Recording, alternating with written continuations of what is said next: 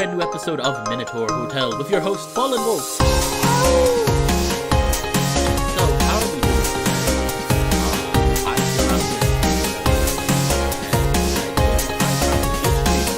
I had this idea in mind yesterday, but things came up.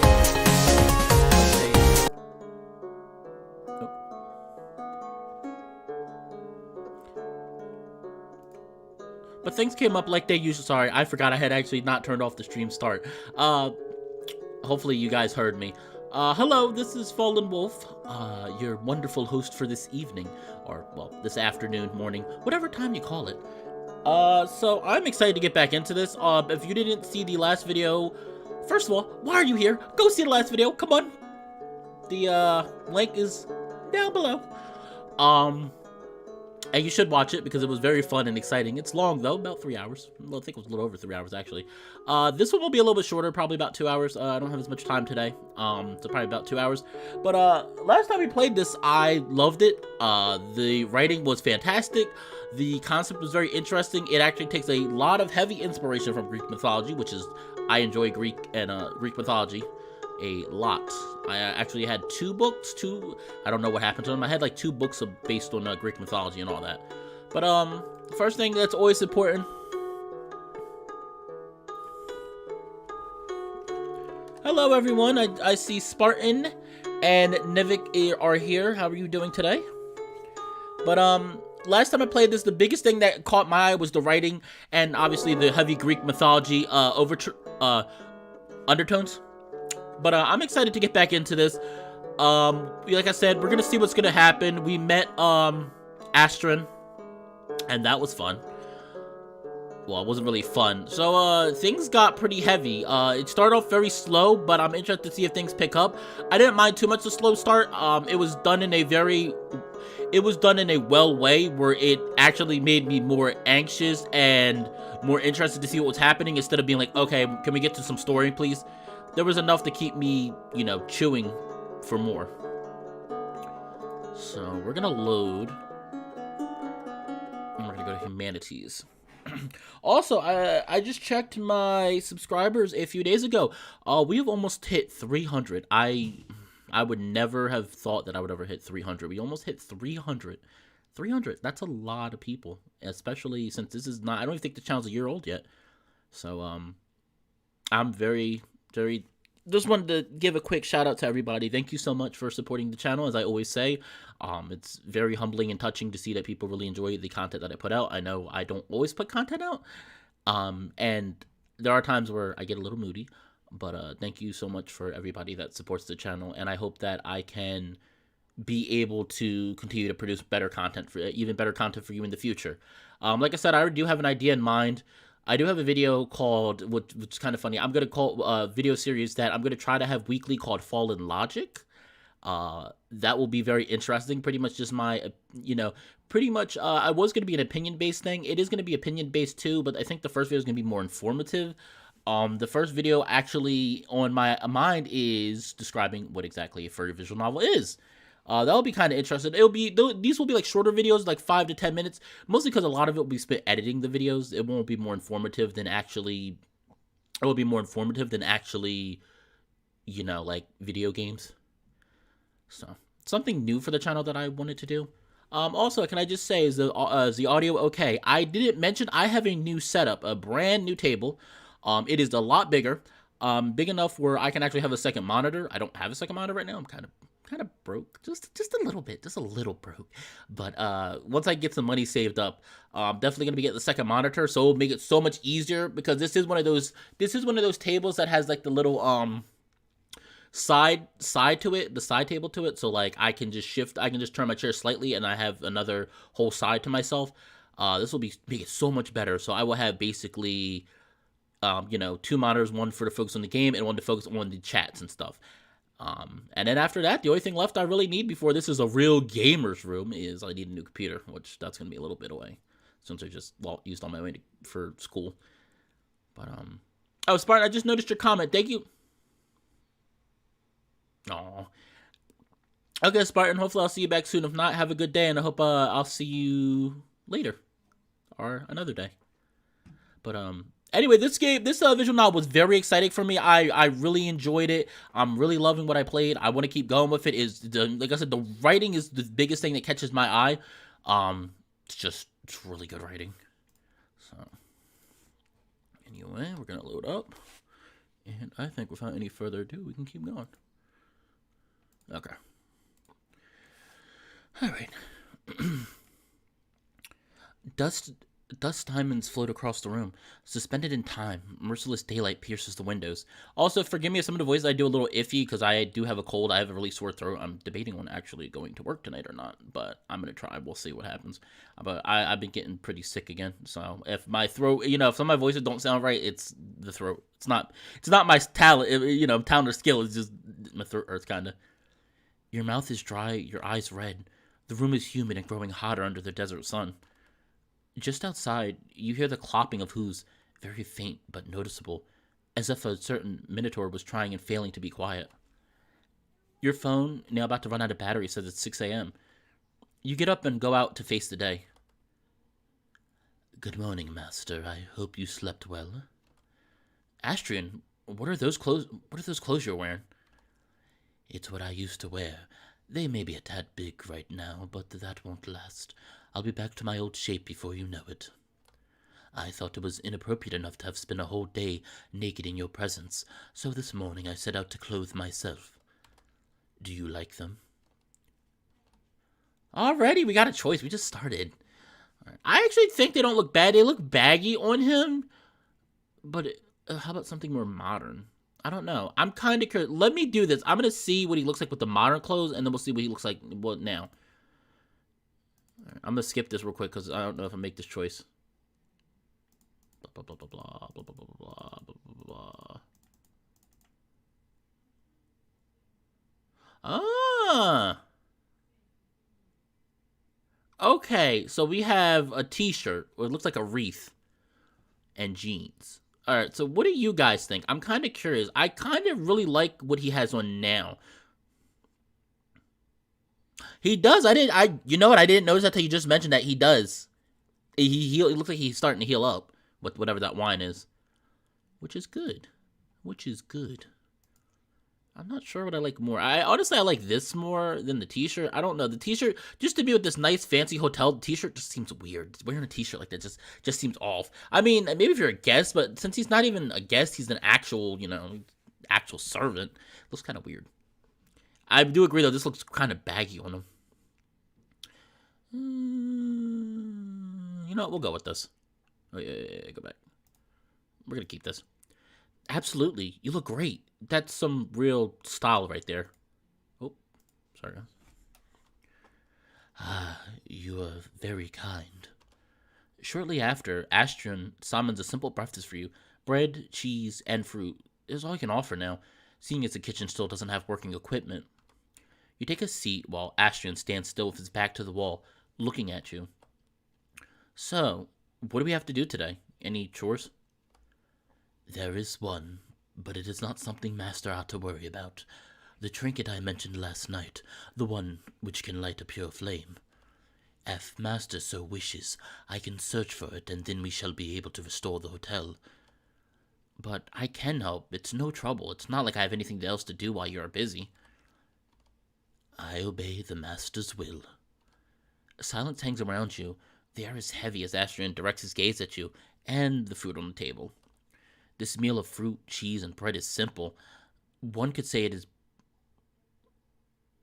Oh, that's interesting. Okay, depending on which... So I'm being told, depending on what you choose at the start of the modern clothes are different. So that shirt that I saw was the humanity shirt. Okay, that's kind of interesting. I like that. That's a nice little touch of detail. I kind of like that.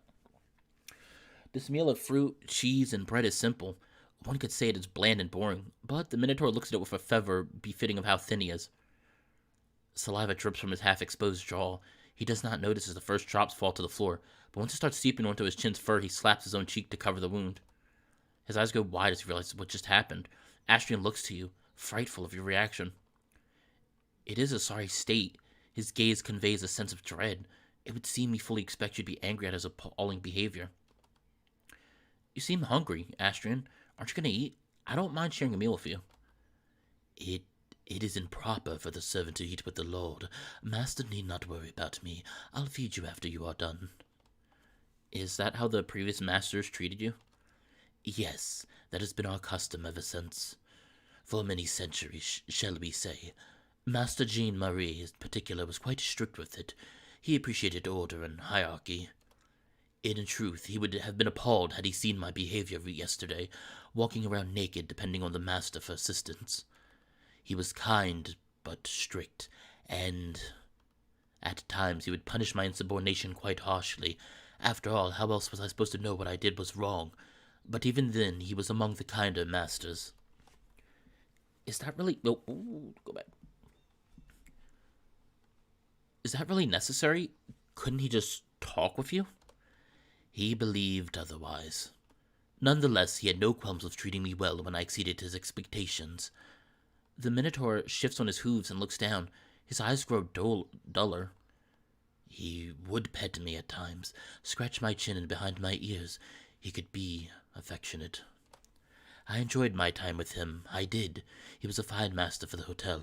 It flourished under his rule. That is what matters. I am happy as long as the hotel is doing well, fulfilling its purpose of providing respite to those in need. It is as I said, being locked away did not hurt nearly as much as seeing the place abandoned. Whether the master treats me well or not, ultimately it matters not. I was sentenced to eternal suffering, and to merely exist as I do now is better than I could have ever hoped for. So I liked Master Jean-Marie.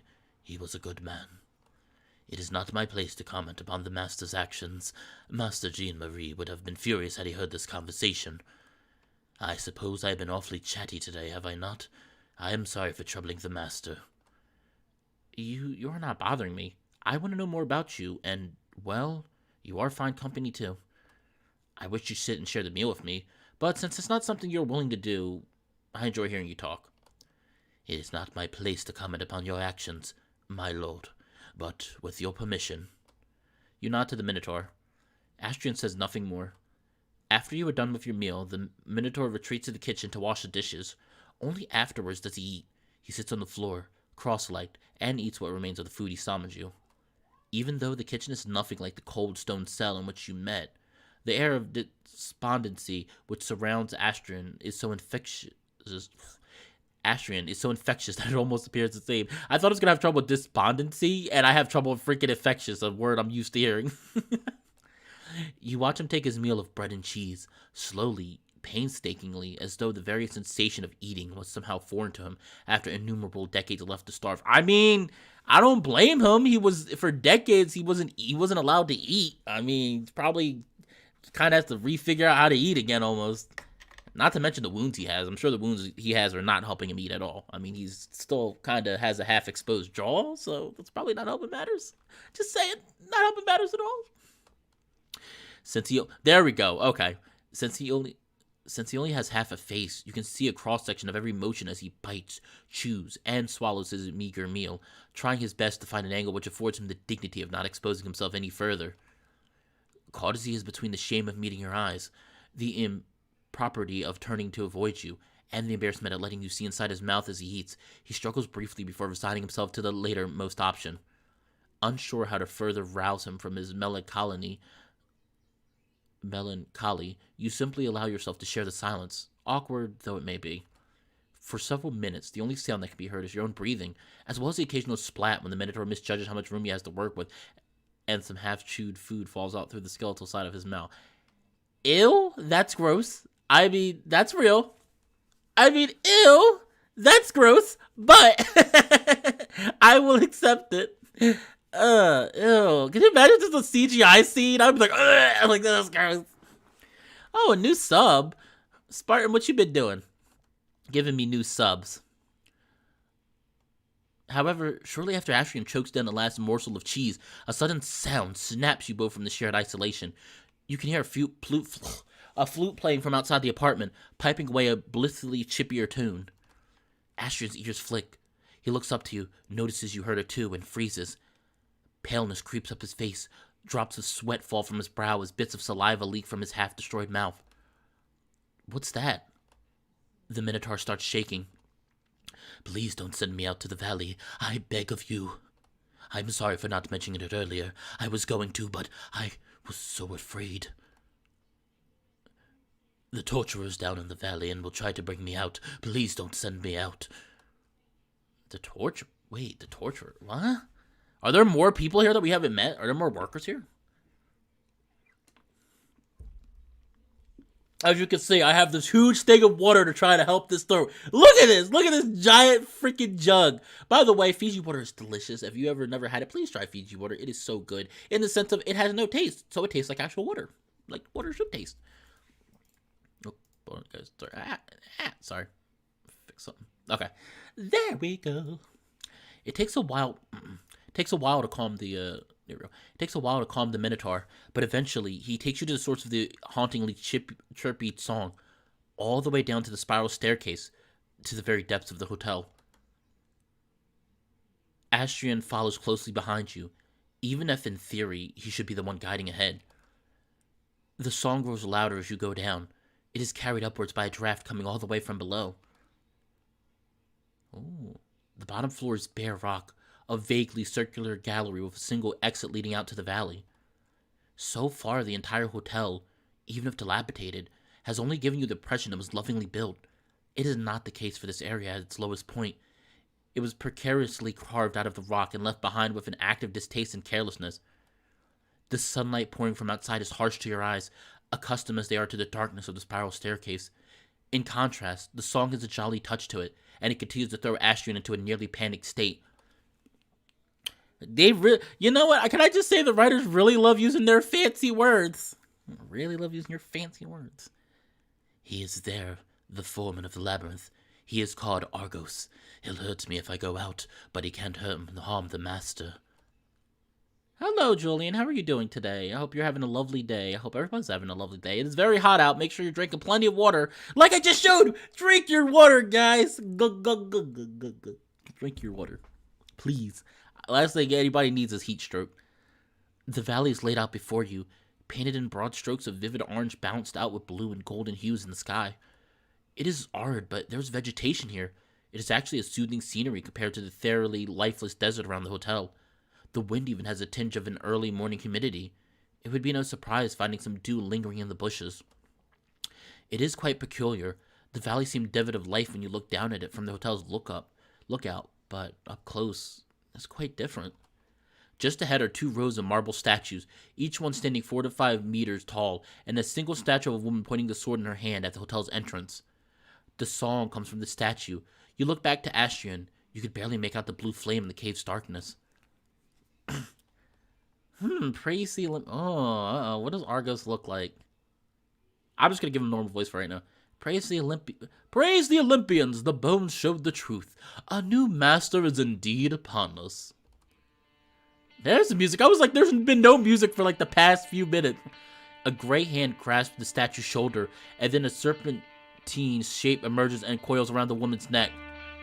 Oh, I gave him... Whoa, my voice was completely off. I already have the perfect voice for this guy. That last voice was completely off.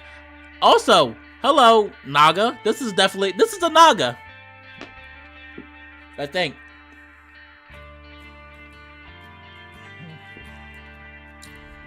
I already have the perfect voice for him already. Sorry. The wait has been long, my good lord. Oh, how I have anticipated this day, when a human would again rise to fulfill the mission bestowed by Athena. I have spent decades lying here in this valley, as interesting as a dung heap, ever since Master Clement left this realm, all by my lonesome.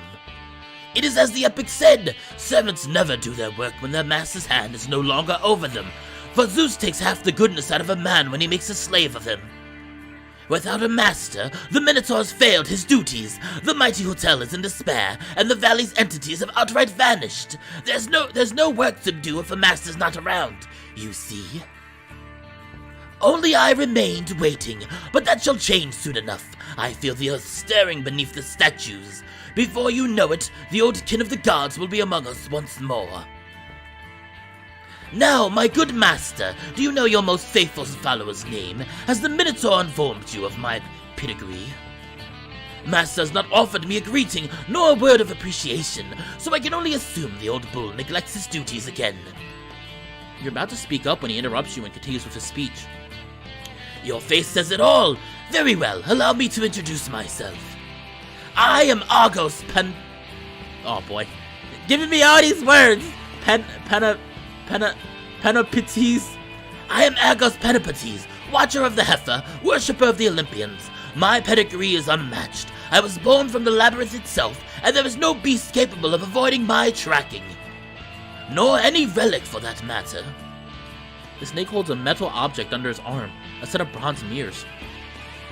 Oh my, Master, my eyes are up here. Your gaze would have me believe my form has caught your attention. Truly, I am a fine specimen, am I not?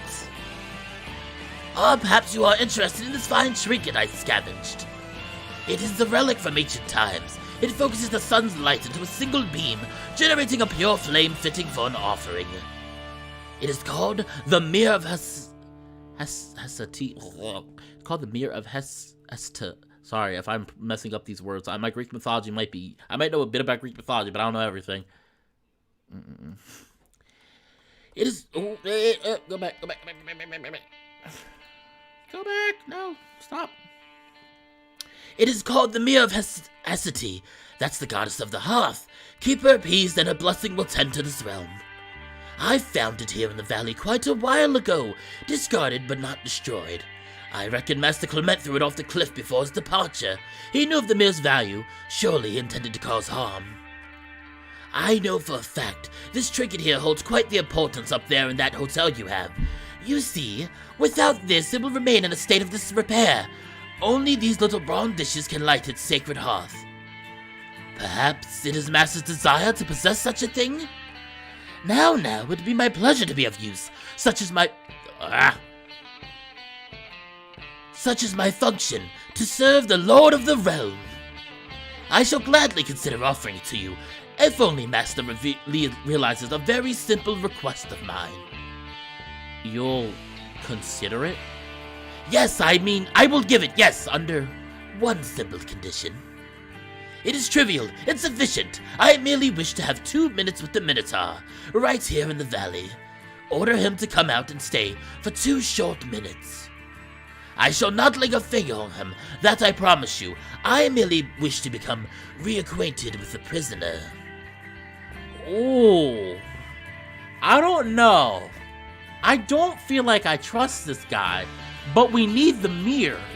He seems... First of all, it's going to be answered later why there's a torturer, because why is there a torturer for Astrian? I thought he already was being punished, so he has a torturer on top of that? I don't know. I kind of want to tell him to come out.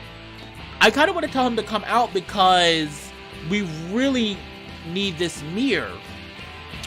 But on the other hand, I don't trust this guy. To not do something, sneaky. We need this mirror to make the hotel. Because I wonder if I say no, if he still would give it to me, or he's going to still completely ignore me, or what's going to happen.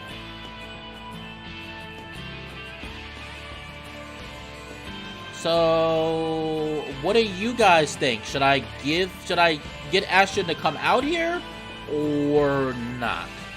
Refuse. Okay, so Nivik said refuse. Okay, any other options?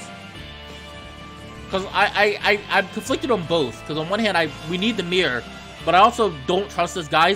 He's like, you have my word, I won't harm him at all. And I'm like, I don't know, you're his torturer. Do I really believe that you just want to talk to him and not do something? Or even if you don't actually physically harm him, try to mentally, mess around with him?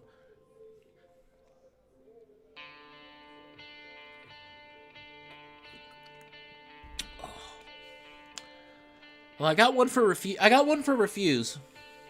Looks like I might be going with refuse. Seems a little... Yeah, he does. That's what I said. He seems fishy. He seems a little... Something's off about him. Don't trust him. Okay, I'm getting 3. We're gonna refuse the offer. I'm afraid I can't do that. Now, why would that be, as the Minotaur slandered my good name? Also, what do you guys think about Argos' voice? Hopefully it's not annoying. I tried to go with the snake voice the best I could. How low of him. They say a coward's liver is pale. Perhaps one day I shall confirm it with my own eyes. Regardless, I would have Master know that I am merely a pious follower of the old ways. There is no reason to doubt my character. Assuming, that is, you hold dear the word of the 12 Olympians. My duty is simple. I assist the Master in fulfilling his God's given task of enacting the Minotaur's punishment. He was, after all, sentenced to eternal damnation. The lords of old were true heroes. They had the iron fist to do what the gods required, but then came the later lineage of weak-willed degenerates with sacrilegious ideas.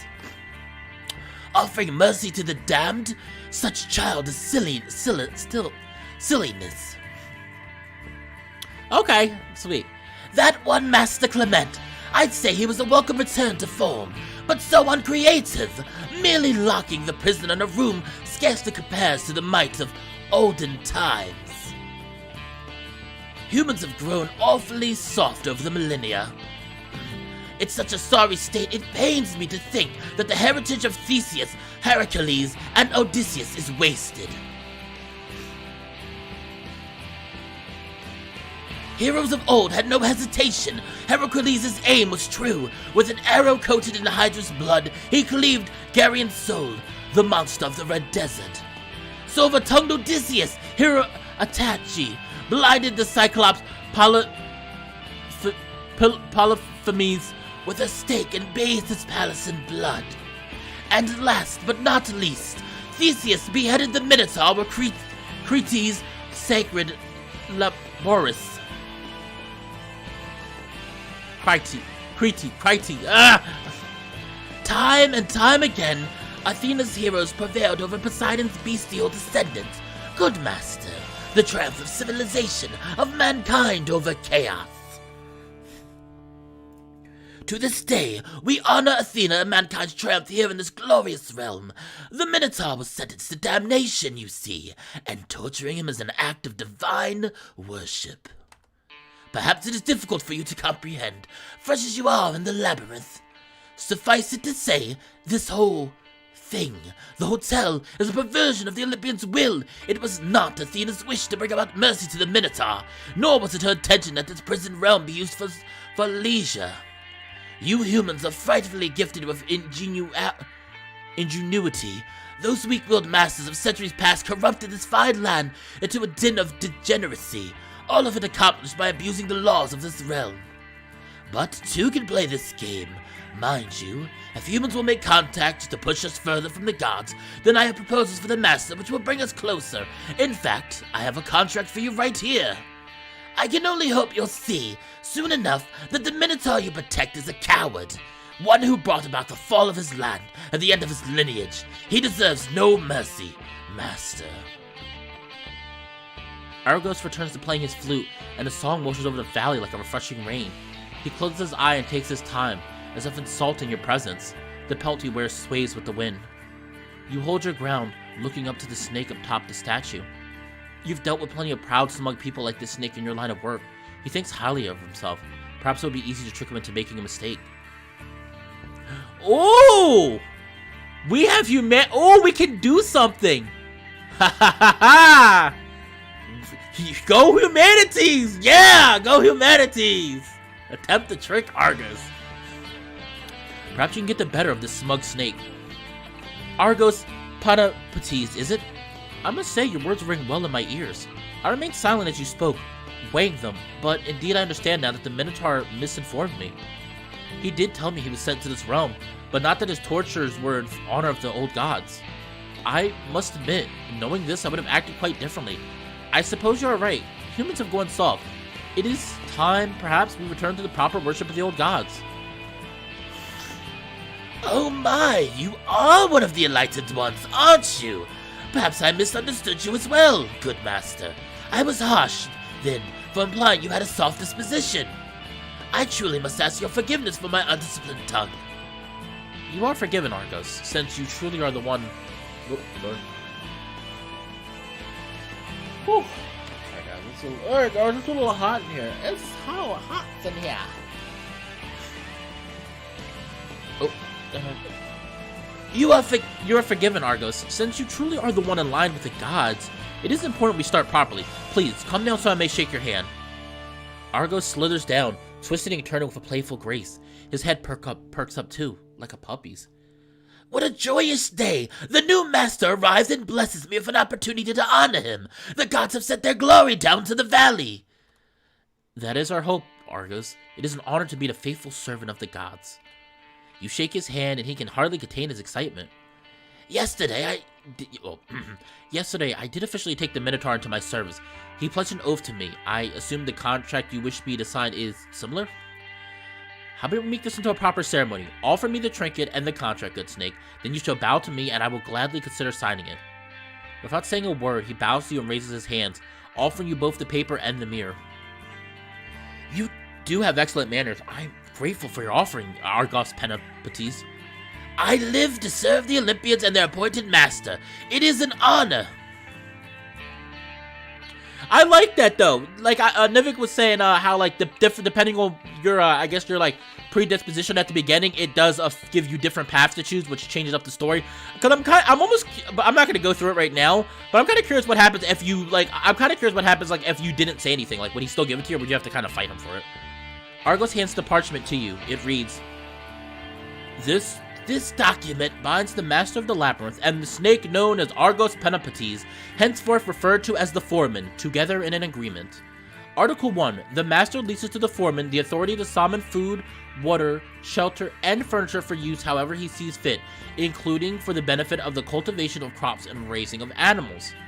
In return, the Foreman leases the Mirror of Hester for the Master's use, however he sees fit, including for the benefit and maintenance of the structure known as the Hotel, as established in previous contract. Article 2. The Master and the leasee shall refrain from bringing harm to the other, directly and indirectly, by means including, but not limited to, violence, incentivizing or rewarding third parties towards aggression against the other, sabotaging structures, poisoning food and water, among others. Article 3. The Master is forbidden from directly and indirectly interfering with the full enjoyment of the Foreman's rights granted under this contract. The Foreman is similarly forbidden from bringing harm to the hotel. Article 4.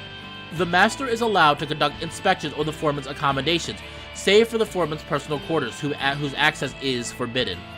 The Foreman is forbidden from conspiring against the Master and shall not use the rights granted by this contract to bring him harm. The Master and Foreman are symmetrically bound to this article, including but not limited to not using Hester's mirror to bring harm to the Foreman. Article 5. This contract is self-enforcing. If any of its articles are broken, the possession of Hester's mirror reverts to the Foreman and any flame lit by the mirror is put out. At the same time, the Foreman loses the rights transferred by the contract, and any and all structures summoned by him cease to exist after a 10-minute interval to allow for evacuation. Article 6. This self-enforcing contract is made effective at the moment of its signing and remains valid during the Master's reign and until the following Master acquires the hotel's deed. By the will of the Master to whom the Olympia's reign over the realm was granted, this contract is established. Now, what is this? It says here that by signing this contract, I allow you to enter the hotel's boundaries. That just like I can inspect your accommodations, you'd be able to inspect the hotel. This is not what you described to me just a minute ago, Argos. I know for a fact you are not allowed to come in. Oh, he was trying to trick us. He wanted to. Oh, you sneaky snake. He was trying to trick us to let him come in the hotel. Argos' posture shifts from the graceful bow to a stiff, shaky one. Were you perhaps trying to trick me? No, that is awfully underhanded of you. I took you for an honorable follower of the gods. I am very sorry, but I cannot sign this contract. Alas, this is a pity. Well, you offered me the trinket in exchange for my consideration, so it belongs to me now. I wish you a good day, Argos. Perhaps next time you won't attempt to trick your lord. Without a second thought, focusing only on containing the large smirk plastered on your face, you turn to go back inside. Wait, Master! This is a mistake! I offered you the wrong parchment! Here, this is the right one! Please reconsider! Don't go! I really am your follower! I am honored! Please! I am so hungry! You've left a sour taste in my mouth, Argos. Make yourself useful to me and come back later with a proper agreement. Perhaps I will reconsider. No promises, however. Oh, we got him. That's what you get, dude. You tried to trick us. Now you're gonna be hungry.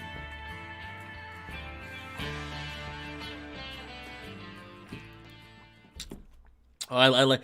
Well, I can tell we're gonna be dealing with him in some bad ways. The cave swallows you back into the hotel's depths, a velvety darkness to which your eyes struggle to adapt. Your breathing and footsteps echo all the way up this spiral staircase. Your shadow extends long into the chamber, turning irregular over the floor's jagged rocks. As your eyes settle down, you gaze upon it, and how gargantuan it is, the shadow of a man. Astrian sitting against one of the chamber's walls, looking at you and at this beast stretching from your feet. The fire from his eye flickers at you. Destruction 100. Destruction 100. Hold on, I forgot to share something in a group.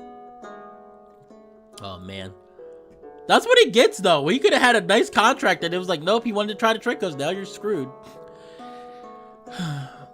I got the mirror. Now we can get the hotel back and running, right? You hand it down to Astrian. His fingers graze and curl softly over the bronze, and then he takes it from your hand with a ceremonial grace and cradles it against his chest. You take a good look at Astrian. His fur and shirt are matted with sweat despite the chamber's somewhat chilly temperature. His tail swishes behind him like a rowdy sea. I am sorry for not informing you earlier of the foreman. I am truly sorry. I don't know what came over me, master. Don't worry about that. It was no trouble at all. He wanted me to send you out, but I wasn't going along with that, so we had to figure it out another way. He wanted food, water, and shelter, but I managed to trick him. Got him to hand me the mirror for nothing at all. If he wants me to sign a contract, he'll have to make himself useful. Yes, that is usually what he asks. The snake, he's an old thing from the labyrinth. His shape changes every now and then. He disappears for a few years at a time, even decades.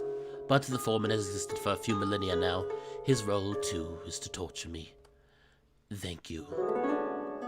I'm glad we did it, because I can't imagine we would have sent him out. I don't know why, I just get felt we would have sent him out. He would have found some way to hurt Astrian, or he would have probably lied and just hurt him anyway. Astrian hugs the mirror. His fingers brush against its surface, teasing out the sharp cold of the metal. He holds it against his chest like something dearly precious. Well then, shall we go back up? Yes, sir. Pardon my slowness. I am feeling a bit nauseous. This all left me in a panic. How much I'm concerned, because how you have to think about this hotel wasn't here forever. So how long was Astrian getting tortured daily until finally the hotel was created?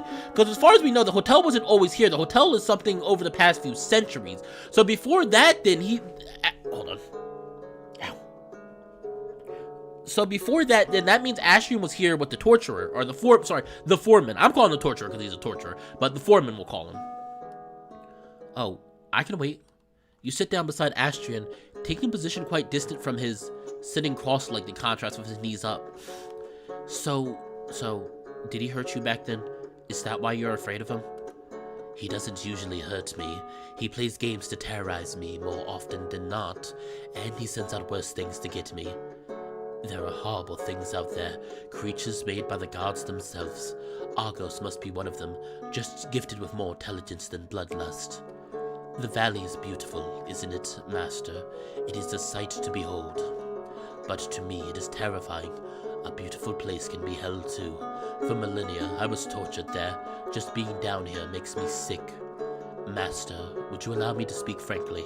You don't have to ask my permission like that. If you want to speak, do it. I am giving you my permission to speak to me freely, whenever you want. Oh wow, your words cut through the gallery around you. The world itself shudders in response, as if your words took root and shifted it forcefully. The Minotaur takes notes of this bone-chilling change around the both of you. You are quite lenient as far as masters go. There weren't many who ever allowed me such freedom. Ironically, Master Clement was one of the few who did. But that is not what I meant to say. The Minotaur takes a deep breath and averts his gaze from you. Please, never send me out to the valley. I will do anything for you, anything at all. Just don't ask me to do this one thing. You may punish me however you want if I do something wrong. Even if I do everything right, too. I'll take anything, just please don't make me go out. Alright, we're not gonna change the subject. We're gonna promise. We're not gonna send him to the valley. Astrian, look at me. I promise I will never send you out. I can't say I know exactly what they did to you out there. I understand if you don't want to talk about it, but I'll take your word, and I won't send you out. I meant what I told you last night. I want to be a good master to you, and the hotel. I won't hurt you, and I promise I will never send you out. Astrian looks at you with a half-closed eye. Nausea still twists inside of him, and he sways back and forth as if pushed and pulled by the sea's waves. Your words are sweet as honey. A veil of lead lands on the Minotaur, falls on the Minotaur. His back gives out and he curls forward, still holding the mirror against his chest. He rests his horns on his knees and lets out a rumbling sigh from the depths of his lungs. Are you feeling alright? I was just so tired. We can stay here a while longer. Take your time. Astrian groans again. Let's comfort him. You lay an arm over Astrian's shoulders. Astrian tenses when you touch him, but it lasts only a moment. You catch him turning his head slightly to his right, towards you. He responds with a long, deliberate blank, followed by his shoulders relaxing under your arm. Astrian is surprisingly warm. His messy fur doesn't do much to contain his body heat. He leans his head onto your arm, taking care not to lay his horn on you. There's half a foot separating the two of you. You scoot closer to him. He looks at you again, and something sparks in his eyes. It's starvation for human touch. Astrian has spent decades locked away in a dark room going hungry and thirsty, becoming emancipated year after year. You have fed him, clothed him, and tended to his wounds, but a new form of hunger rears his head now, and there is no way he can hide it. Now that you are close, he leans his weight on your shoulder and closes his eye. You pull him closer, accepting all the exhaustion in his bones. At times, you feel his eye opening again, shifting to and fro. He wants your warmth, but struggles to give in fully. The battle keeps raging inside him, and the side of remaining close to you wins out. Astrian mentioned that Master G and Marie used to pet him behind his ears. Now he only has one, but the way he flicks it at you has an inviting quality. You pet him and he melts on you, nuzzling like a child. Your chest rumbles with the deep sigh that drips out from under his throat. You let him doze off on your shoulder for as long as he wants. Eventually, Astrian signals to you he's ready to make his way back upstairs. You have to stop a few times to let Astrian rest, but eventually you do make it up to the ground floor and to the lounge. Within the old lounge, glorious and eaten away by time, you and Astrian find a soot-covered hearth right across from the bar. It is circled by a set of armchairs. Their leather is cracked and dried, but no amount of damage can hide the talent with which they were made. Sunlight falls in front of the hearth, coming through the tall glass windows of the lounge. Astrian kneels before the hearth in a prayer-like position. He lays the mirror aside for a moment and summons logs of wood and fine, dried hay. Then he places the hay at the mirror's focal point. The beam of focused sunlight heats up the hay. You and Astrian wait. Decades ago, had the fire gone out, I would have been punished. Tending to it was one of my main duties, and failing to do so was one of the greatest mistakes I could make. Oh, sorry. Oh, I'll just stretch a little bit.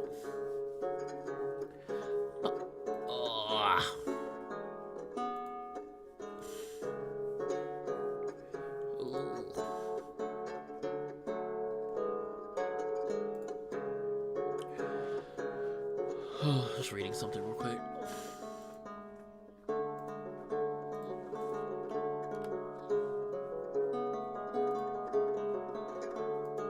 Okay. Once it is lit again, the hotel will come back to life. This realm is quite unlike the world outside, is it not? It is hard for me to even remember what it was like when I was alive. Back home, when I was just a boy, I went out hunting for wild goats with one of my brothers, finding our own food and bringing it back home. Our father would take me out to the fields. People believed that I would bring them luck and good harvest. Food is harvested or hunted, wood is chopped down, homes are built with sweat and stone. But this world operates under different rules. I agree, that was very sweet. If you're talking about him scratching behind the ears, it was sweet.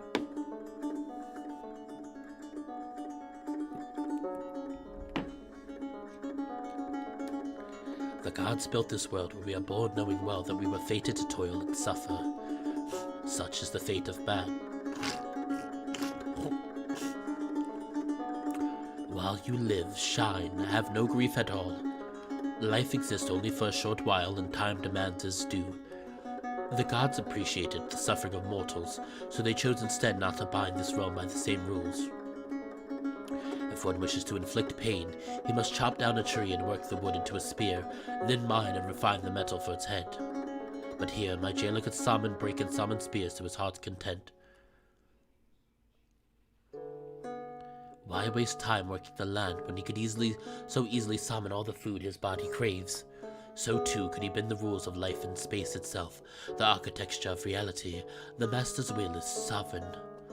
As Astrian speaks, the hay twists as it dries further, and then darkens and emits a fine smoke. The pure flame will soon be at hand. The gods, however, seldom grasp humanity ingenuity. Change confuses them. They would gladly go by centuries without changing, repeating the same days forever and ever. Oh, gosh. I saw that with my own eyes. I may be a monster, but I am half human. Change comes easily to me as well. I have shifted with each century, adapting to my master's will, doing whatever it took. A sliver of fire rises from the hay. Astrian picks it up, not caring for whether or not he gets burned, and places it between the logs. You have kindness in you. But human ingenuity at times goes too far.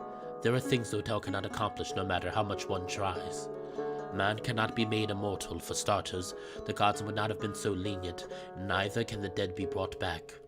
The hotel will not make gold or silver in large quantities, and it will never print currency. Most important of all, the realm needs precise instructions on what it's intended to fabricate. As powerful as the master may be here, he can never be made into a god. That is the fundamental rule of the labyrinth. So there are rules at this hotel. A pure fire fitting for the gods. The gods are gone. From the stories guests have told over the centuries, it seemed to me that the world outside was well on its way to leaving myth and magic behind. But their power lingers. An offering to them may still be heard, and the labyrinth will never let go of those fundamental rules. A man remains a man. While you live, shine, have no grief at all. Life exists only for a short while, and time demands his due. Have you listened to that song before? Master, I heard a woman from Ephesus sing that. She said her husband wrote it for her when she died. A lot of people took to singing it down there, whether in Elysium or Tartaros. Life is short. For some more than others, it ought to be enjoyed. Whoever bequeathed you the hotel's deed gave you a gift greater than any fortune. This place and I will tend to your needs. You can live a blessed life, and if you allow this place to fulfill its man-made purpose to give respite to those lost and wandering, it will give your life meaning as well. Even an existence as wretched as mine can have beauty, my lord. I do not quite know why I'm telling you all this. I suppose I missed talking, and I feel so nervous all of a sudden. Don't worry about that. I like listening to you. This is fine, you know? Talking like this in front of the fire, I can't say I fully figured out how this hotel works and what's going on, but this is a nice moment, don't you think? Yes, it is. It indeed is. The flame looks like any ordinary fire, but something in it pulls your attention to it. I'm sorry. I'm gonna lean back a little bit. For a long time, hours maybe, you and Astrian gaze at it.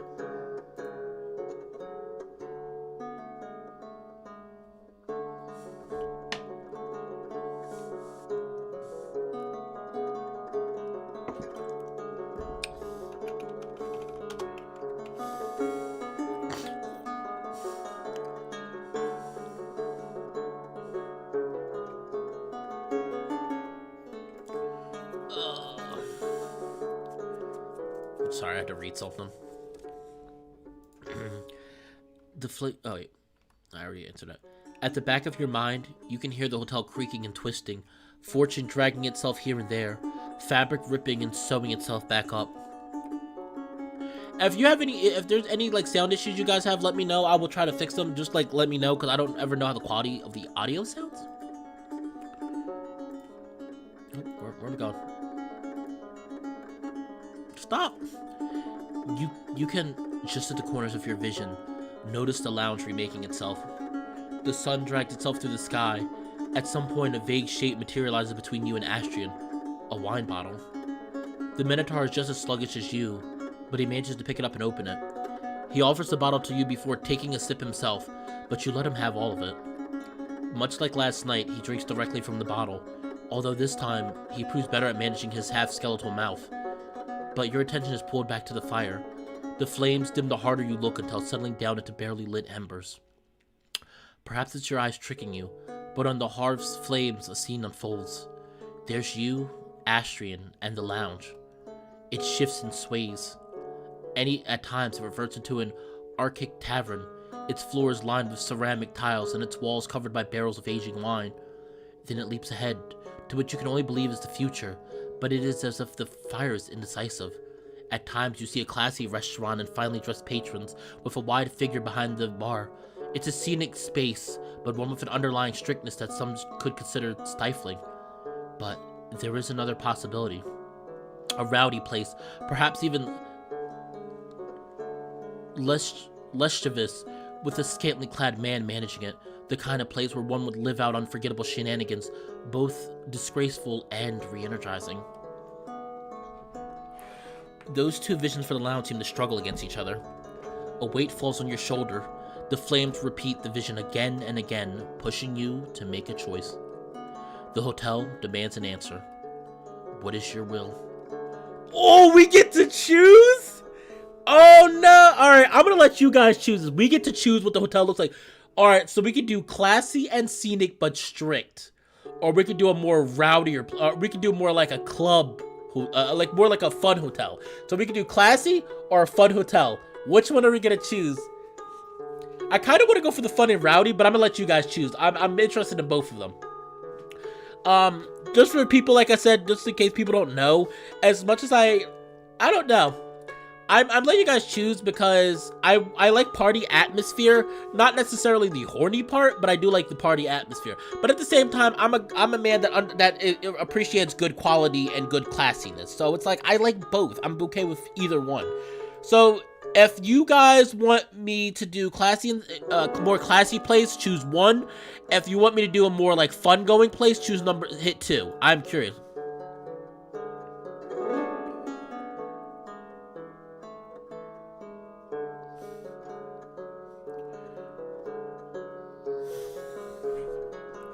Ow.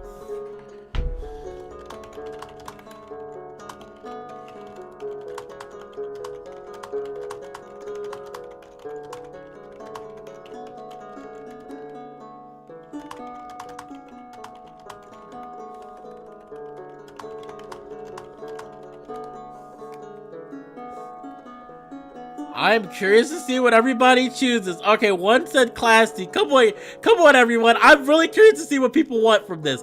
Do we want classy and scenic, but strict and stifling, or do we want fun and rowdy, but perhaps horny? Oh, I am so curious to see what you guys go for. I'm very curious now. Come on, make a decision. I'm gonna give us like a minute, and then I'm gonna go with the votes. Maybe classy. Okay. I'm surprised. Okay, I'm surprised. People are going for classy. I'm very surprised. I'm not gonna lie. I thought you guys might be more interested in the fun and rowdy. Okay.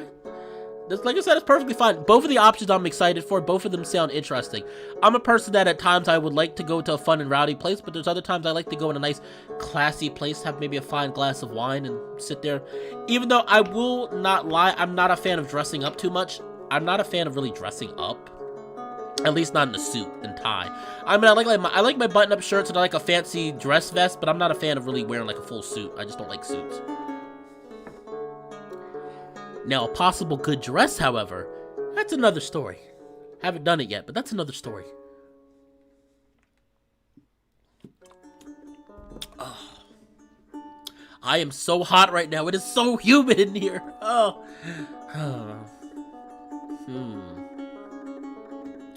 Alright, I'm gonna give everyone another 30 seconds, and then we're gonna do whatever the votes are for.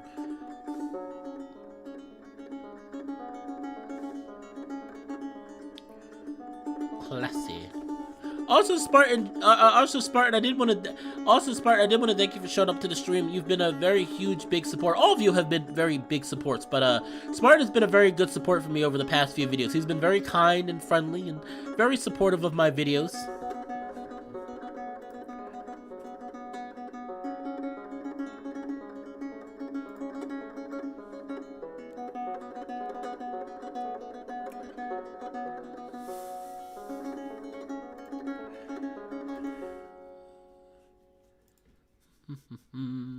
Okay, give us about another 15 seconds. Definitely classy. Everybody's going for classy. Also, hello, Black Spade.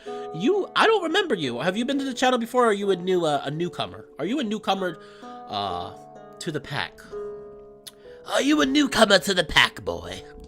Speak up, speak up!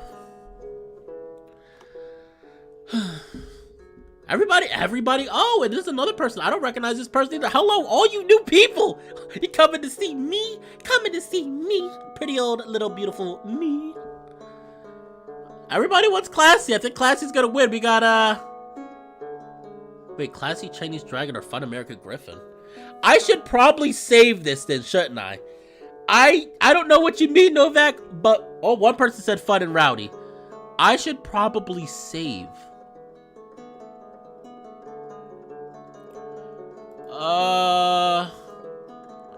Well, yes, you are absolutely right, Spartan. We all do need support, but I also want you guys to enjoy what I do. And if you really do have any concerns of things I do, you know, don't be afraid to say, hey, listen, I was thinking maybe you could do this.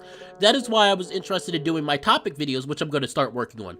I currently just commissioned, about a week ago, I got commissioned character sprites for the video, because obviously I'm not going to use myself, I'm going to use my character sprite. And they're coming out really well. I'm very pleased with what I've seen so far. The only issue I had was earlier today they gave me the coloring, and the coloring looks a little too realistic. I want a more cartoony style, but that's something we can easily fix over time. Anyway, everybody said Classy, except one person, so we're going to go with Classy. I am going to save real quick, though. I do want to save at this point, though. I'm going to put this somewhere I'm going to remember it. Let's put 9, just so I can remember. And we'll put another one. Back. Alright, so we're going to go with Classy and Scenic. As you make your choice, a sense of finality descends, as if you had broken the seal, or perhaps signed a contract. You are pulled out of your meditation. Astrian looks at you as well to the fire, unfazed by what happened. I was afraid I'd be locked in there forever. It kept coming back to me. Was this the fate of the gods? Were they locked away somewhere, stuck and forgotten? Is that why they disappeared? If only I could disobey Master Clement's orders, I would have rammed that door down on the very same day he threw me in. But I couldn't. I cannot disobey the Master. Neither can I disobey you. For all those years I thought, and thought, and thought. There was nothing else I could do, and my body was rotting away. I thought about all that could happen, every little possibility. I wish I could tell you that I dreamed. And indeed at times I allowed myself to hope. But more often than not, I thought about all the bad that could come next, every possibility. It is difficult for me to believe I am free. At times I catch myself thinking this must be one of my daydreams. I was certain you sent me out to the foreman, and it would all turn into a nightmare. My stomach was turning. I sat down because I couldn't stay up. When you turn, you are greeted with a new sight, a rebuilt lounge, an afternoon sun outside, and an entirely different Astrian. Oh! Oh! Okay! Is this his true form? Well, hello there! Well, hello there! Oh boy! Guys, I found the perfect cure. I found the perfect cure to try to gain muscle mass. Just drink a crap ton of wine. Well, Astrian, I was not expecting him to look like this. I thought he was gonna look like his scrawny self, maybe with some slight more muscle, but not that. Wow, his eyes still messed up though. Dang, what voice am I gonna give him now? I can't give him that. I can't give him that voice. I have to give him something else. But it's not a dream. We are here. But it's not a dream. We are here. Yeah, he did. He got big, and I'm trying to think of a voice for him. Damn it! Cause I gotta change my voice all around for him. He's a bull, but I. Shit. Hold on. Bad sounds.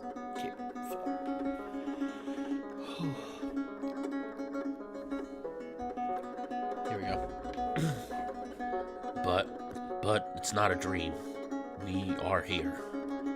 I just want to get back to my life, my hotel, my guests, voices bouncing down the hallways, food and drink for all, listening to their stories well into the night. At times I would sneak out during the night, while Master Jean Marie slept. Outside, I'd meet up with a friend, a mathematician from the New World, and we talked on and on about infinity, about the hotel's architecture. We'd bring wine and get way too drunk and rowdy. Then the kitchen staff joined us, and later the nighttime receptionist. We'd hang out by the kitchen's back door, outside with a radio blaring from inside. We'd listen to the French songs all night long. I'd summon cigarettes for them. I didn't smoke myself, but I'd return reeking of tobacco. I'd always have to take a bath before Master woke up. And in turn, they'd ask Master Jean Marie to put me in their cruise, and I'd just not do much. Just enjoy their company. Spending a day with friends, talking, laughing, not a care in the world. It was life. I woke up every day knowing my existence had meaning. I had a purpose. It was all that I had, and that fiend took it from me. It was like a dream. It was as if all of my past had never happened, and I could live a fantasy of doing something good. Each and every day was a marvel. It was good and kept me from the nightmares. It didn't matter if the masters treated me well or not, because they were not my life. I had friends and a reason to be. I wasn't the Minotaur from Crete or some tortured prisoner. I was Astrian. That's all. And chances were they didn't know what got me put here in the first place. But the dream had to come to an end. It just had to. I died once in Crete, and again when Clement kicked out my guests. All my other deaths, tortured by masters for centuries ago, were small compared to those. It isn't fair. I am a monster. I know my crimes. But what did my guests do? Nothing to deserve being kicked out of their home. We had veterans recovering from shell shock, soldiers still healing from their wounds, refugees from the front. We'd built a purpose for this place, no thanks to the gods, and that selfish fiend destroyed it. I am sorry. I forgot my place when I drink, Master. This won't happen again. It was awfully out of place. It's fine, though. That he did. It's fine, though. I gave you permission to speak freely with me, didn't I? And I meant it. If you were bothering me, I have told you to stop already, so you can relax. I suppose I want to learn more about what you went through. I can only assume times have changed. You are not like the other masters. I'd have been put into my place for this insolence by now. I keep thinking this will all end at any moment now, and that I'll wake up back in that room. Astrian's gaze wanders, and it seems that only now he realizes the vast change in the lounge. The hotel is alive again. But it's not a dream, you'll see. It may take a while for you to believe me, but it's true. And I meant what I said. I want to be a good master to the hotel, and to you. Astrian's eyes shift away, then back to you. The Minotaur bites his lips.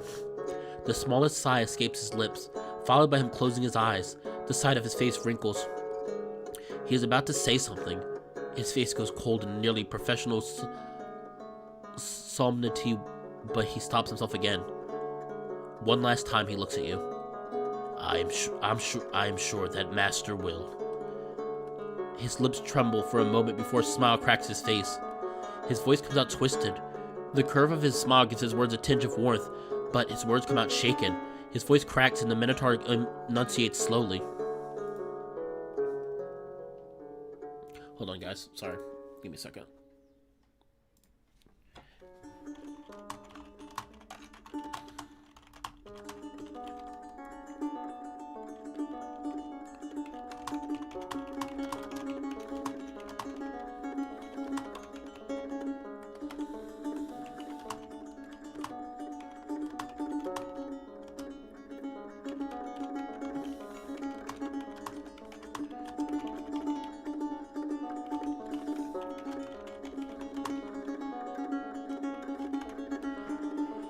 Sorry, I'm sweating. I'm kind of sweating. I have my fan off, by the way, because I can't keep it on because you will hear it.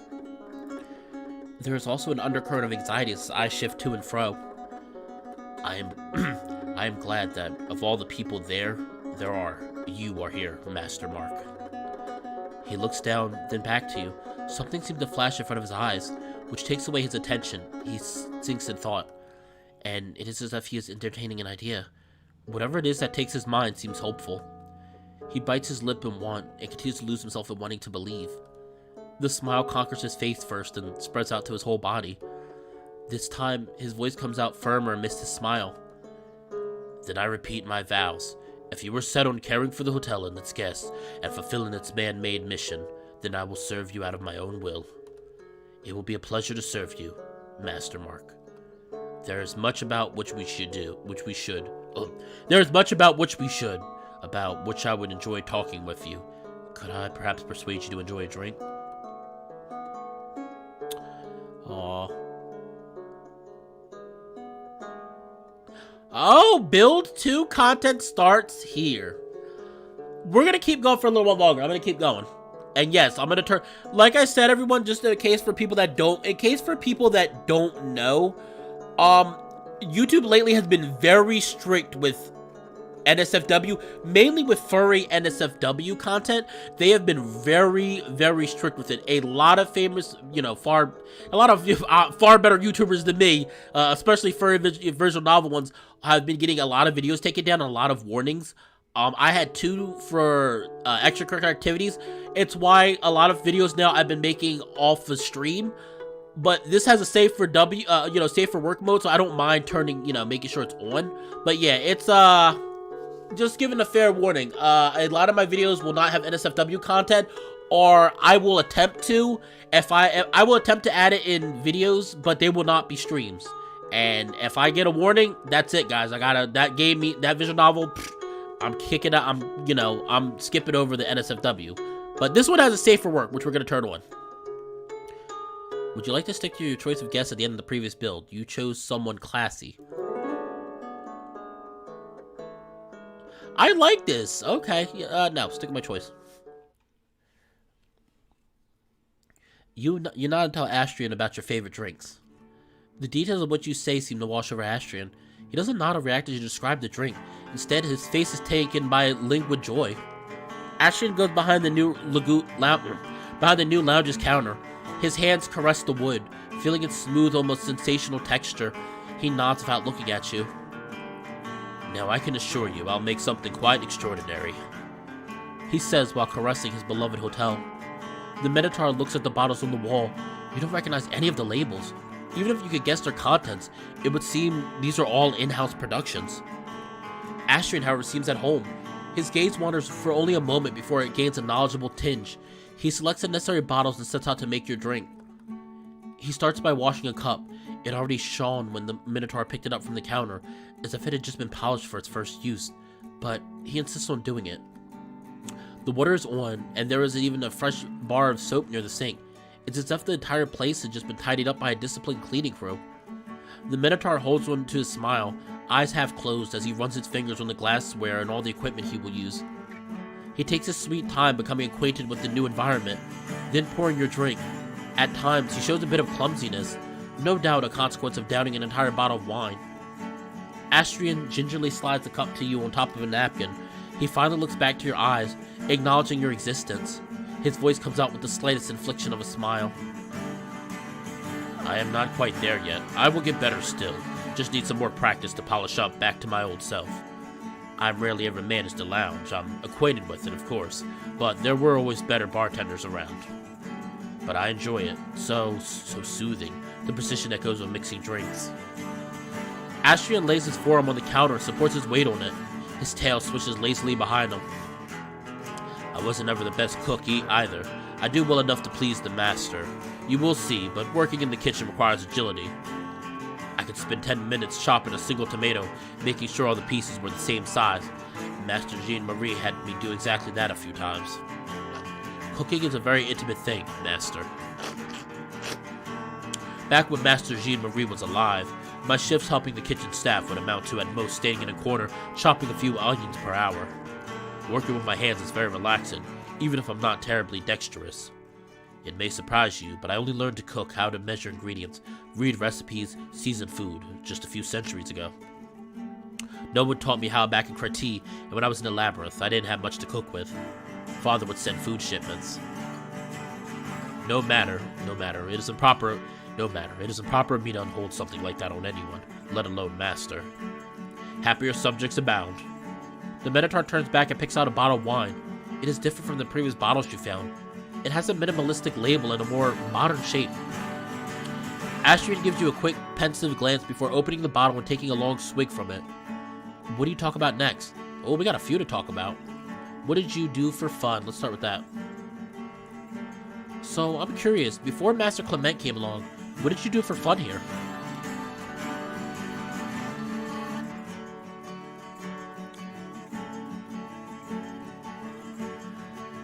Whew.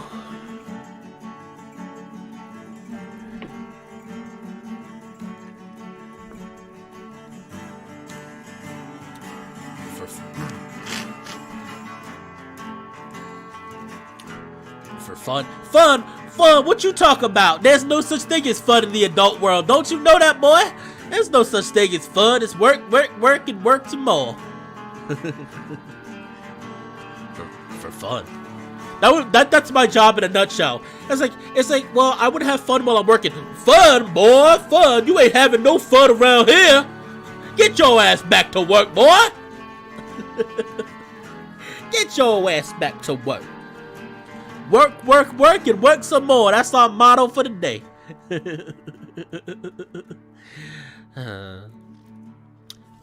I suppose I had a number of leisure activities over the ages, ever since the hotel was built at least. I didn't always have the means, but I've been an avid reader for a while. Mind you, I come from a long time. Long before the printing press, I learned to read the Cretan language from my brothers by writing and reading letters in the sand. There was no paper during those times, and stories were recited from memory. Even today, the hotel can't manifest books. We still depend on receiving shipments from the outside world. But when the masters saw fit to give me some, I always enjoyed reading material. Poetry mainly, but how can I put it?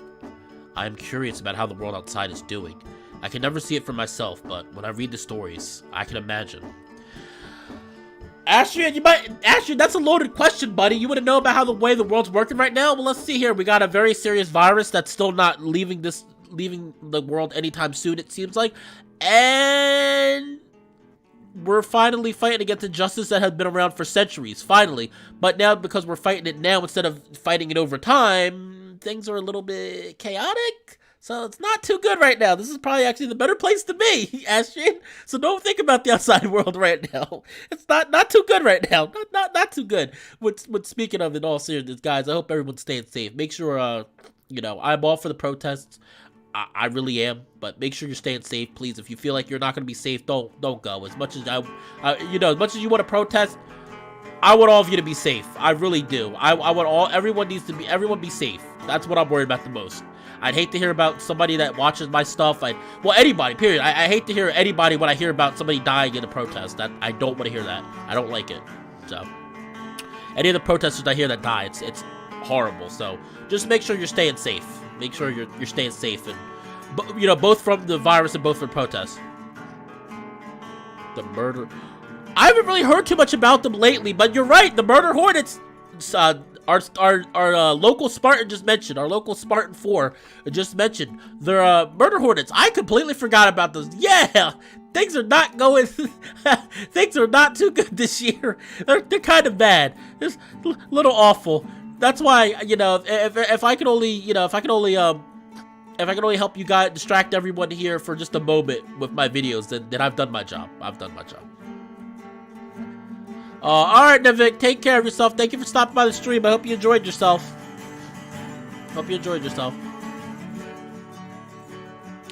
I often wondered how different reality is from what I have imagined, and how much it has changed. Master Jean Marie insisted I read The Hunchback of Notre Dame. He even showed me a few drawings of the cathedral, which he drew himself from memory. But I do wonder, what must it feel like to be there? How haunting must it be?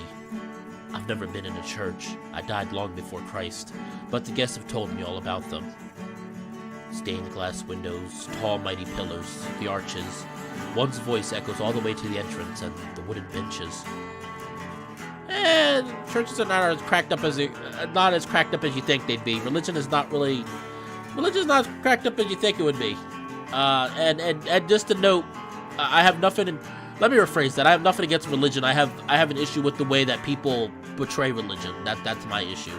So anybody here that's whatever religion you are, keep doing what you're doing. Just make sure you don't forget the most important message of showing kindness and kindness and love to your fellow people. That's the most important thing to me. like I said, I would call myself not necessarily atheist. I would call myself agnostic, but again, I have respect for, and I'm always interested in learning about new religions. So I have nothing against religion, just what people do with it. He doesn't know about that as well. Are you talking about the religious part? The religion part? I know. It's like I'm just like this would be me. Like, hold on, Astrid. Like, wait. I gotta bring it closer. Astrid, buddy. Why don't you take a seat? We got some explaining to do. It's like Astrid, buddy.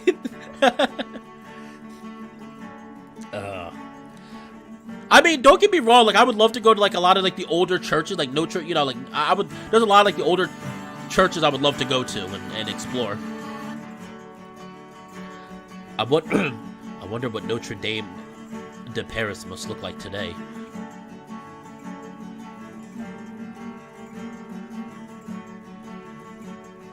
Oh, Oh, I'm sorry. You're talking about the Notre Dame burning down. I'm sorry. Yeah, I know. Sorry. I'm sorry, Demon Dumapole. This year just has been full of like really bad things that happened. So it's like I don't know what you mean when you said that. I wonder what Notre Dame de Paris must look like today. What it must feel like to walk alone through it, seeing all the statues of the apostles. Sometimes I'd even dream about what I was reading. That was a mercy like no other.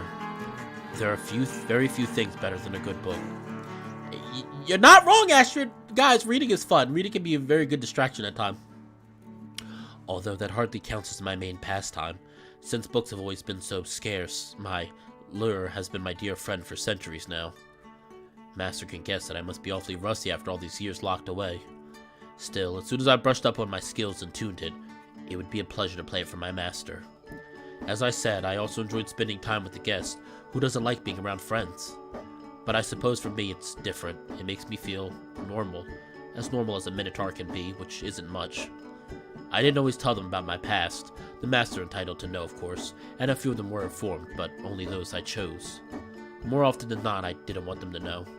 It only got in the way. It was already difficult enough making friends, and it opened a series of questions I'd rather not answer every day. Ashian bites his lip and sighs. There is one thing I greatly enjoyed, but it hardly counts as a leisure activity, and I wouldn't want to bother Master by rambling on. Let's let it be for now. I don't want to... Anything else Master would like to know? I don't want to, like, push him too hard. What was life like in Kriti? Life back in Kriti? Now that, my memory is hazy to say the least. It's been so long, I'm not sure if what I remember is even correct. But Kriti was quite the power back then. That was before Athens gained traction. I was raised in the palace of Knossos. It was an immense spiraling building, perhaps the greatest the world had ever seen at the time. I had many siblings. We played when I was allowed to. I couldn't leave the palace often, but I used to sneak out with my brothers to go hunting wild goats. I was swift-footed. My hooves helped me cross Kriti's hard volcanic soil. I had a mother and a father like any child. My mother's name was Pasafi. She, in retrospect, I realized she wasn't all there, in the head I mean. I didn't quite understand it back then, but I don't think she liked seeing me. I reminded her what she had done and of her reputation. My adoptive father was King Minos. Assuming I wasn't misbehaving, he treated me well for the most part because I was scared. Then I got sent to the labyrinth. I don't remember how old I was then. Maybe 12 or so. My sister, Ardyn, convinced father. She said I would become dangerous. It took a while, but he was swayed. I was carted off and left there with only an axe to fend for myself in that labyrinth built by the artisan Daedalus. That's what life for me was like in Kriti. Isn't it curious how we hold on to memories of childhood? I've existed for thousands of years now. I died young before my 20th birthday, and yet so much of who I am comes from those 2 decades. I often wonder what life would have been like were I not a hybrid monster. For starters, Mother wouldn't have lost her mind. My sister would have tried convincing Father to send me off. I would have had a normal childhood. Make no mistake, life back then was not easy and dying young was not out of the ordinary. A land like Kriti had to keep itself armed too. Had I been born fully human, I could have died young by disease or in early adulthood in combat. Still, that would have been profitable. To what I went through. Had I not been sent off to the labyrinth, the gods would not have sentenced me for my cowardice. I'd still be in Hades, in the apostolic meadows where I was supposed to be. Hades. Perhaps Master wished for me to tell happy members of Crite. I do have a few. Quite a few, but I have more from Hades. I was welcome there, as all souls are. Of course, I was no hero and would never see the Elysian fields. That's where heroes went to. But the apostolic meadows, where regular souls were sentenced to, was quite pleasant. I even had a job there. The god of the underworld picked me to take part in the border patrol. It was a simple enough duty, patrolling the frontier to catch souls attempting to escape. No, this is Greek. He's talking about Greek stuff. This is, this game, heavily takes from Greek mythology, so he's talking about Greek stuff. Greece stuff. I shared housing with a cousin. I never even knew I had a cousin until then. His name was Garion, and we had a lot in common. The god of the underworld, Lord Hades himself, took a liking to me. We'd often train together, and he taught me the underworld's fighting style.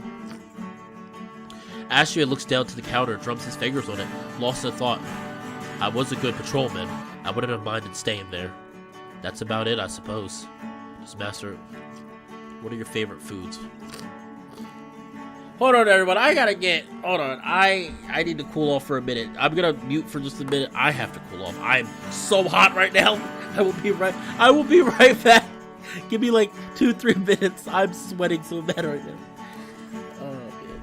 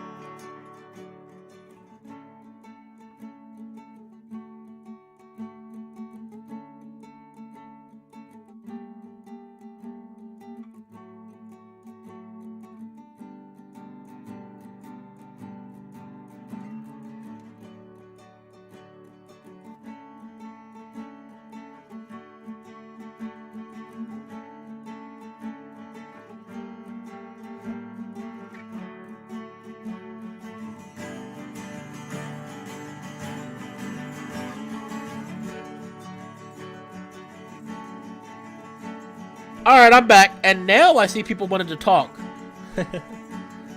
Alright. My favorite food? Master should not worry about that. I eat the leftovers. Anything will do for me. And it's not like I can die from starvation. Ultimately, it doesn't really matter. But surely there are things you prefer, or foods you won't eat. Any allergies? Well, if Master truly wants to know, I don't... I'd rather not eat beef, and I have not for thousands of years now. It would be cannibalism. See, I like when they discuss this with furry stuff. It's like, wait a minute, it's like they don't eat meat because it's cannibalism. At least, you know, if you're a herbivore or carnivore. So it's usually poultry and fish for me, or...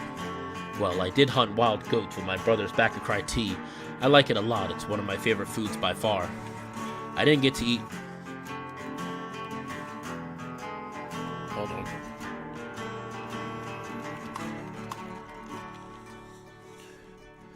Alright, there we go. Also, you guys had an interesting discussion, I see. I missed it. Interesting discussion.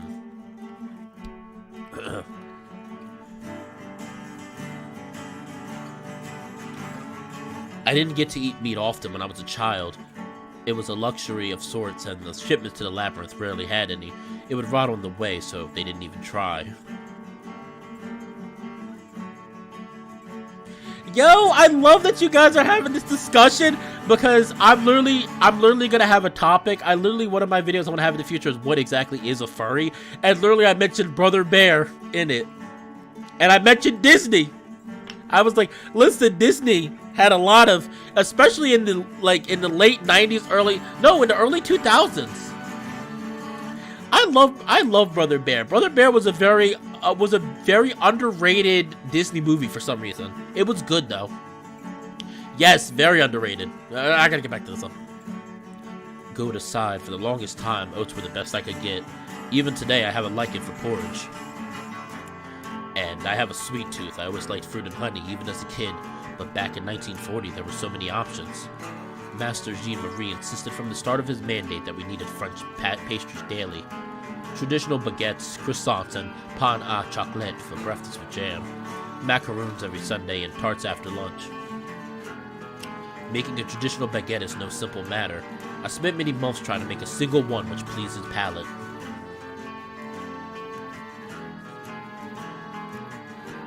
Yeah, before Zootopia even though, like the 90s, I would say the late 90s and early 2000s is when a lot of the stuff came out.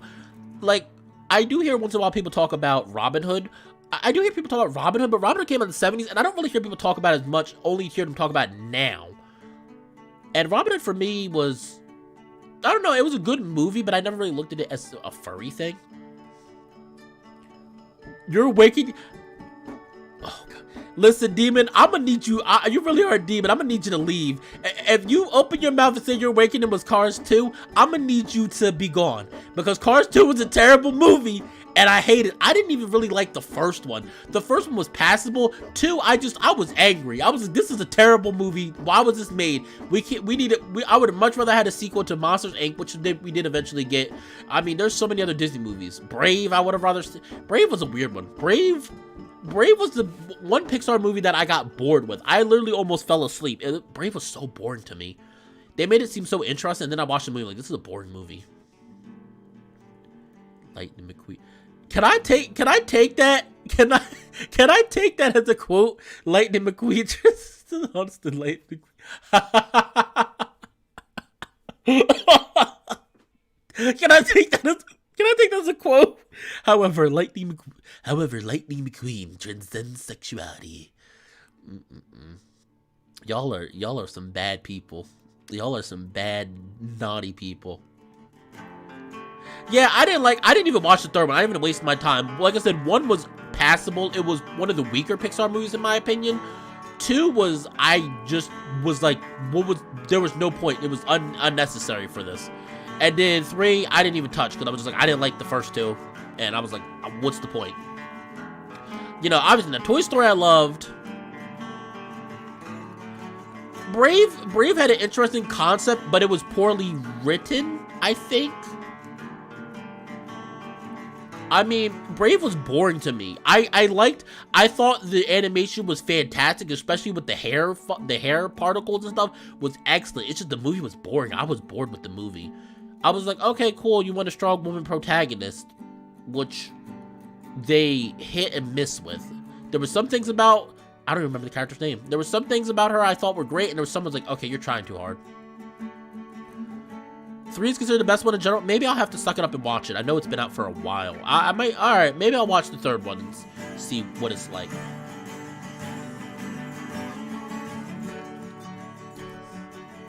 Of course, everybody loves Toy Story. You cannot not like Toy Story. Oh. He allowed me to eat the leftovers every once in a while. Just the thought makes me salivate. I'm so glad.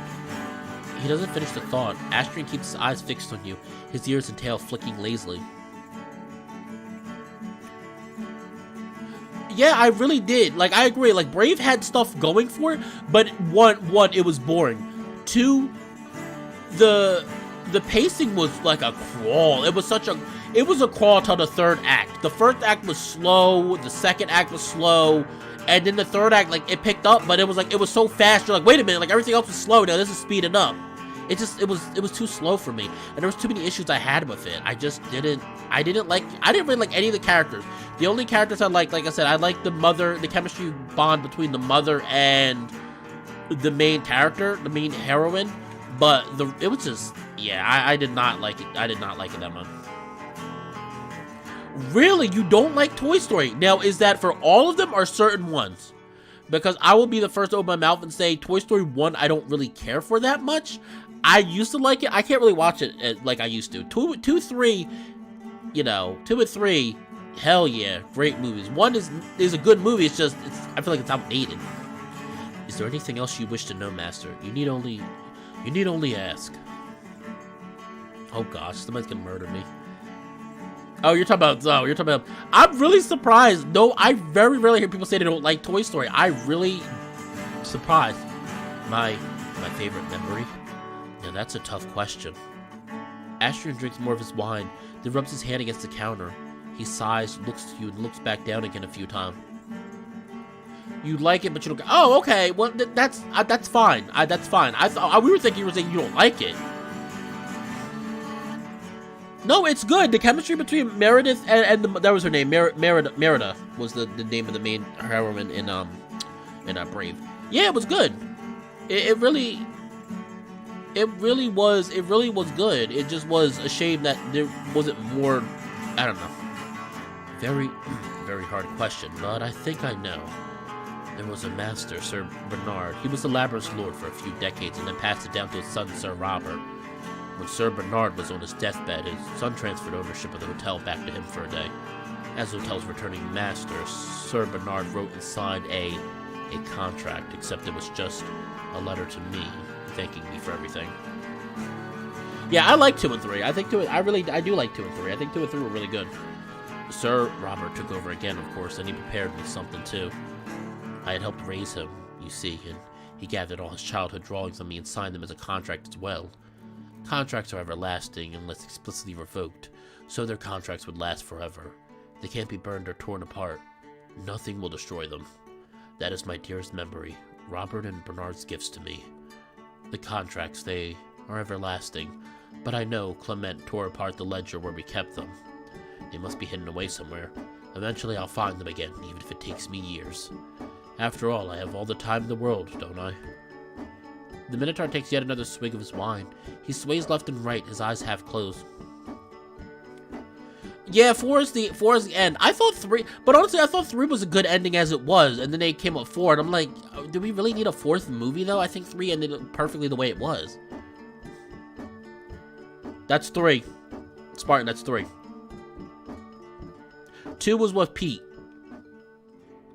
I have another memory just as sweet. When I was in the underworld, I made friends. One of them gifted me with a statue of a red ox. He was a herder in life. It was fitting, of course. I brought it with me to this place.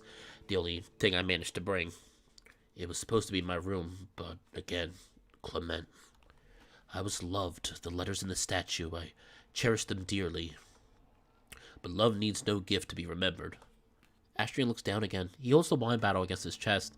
When the conversation naturally exhausts itself, you both let inertia carry you into a comfortable silence.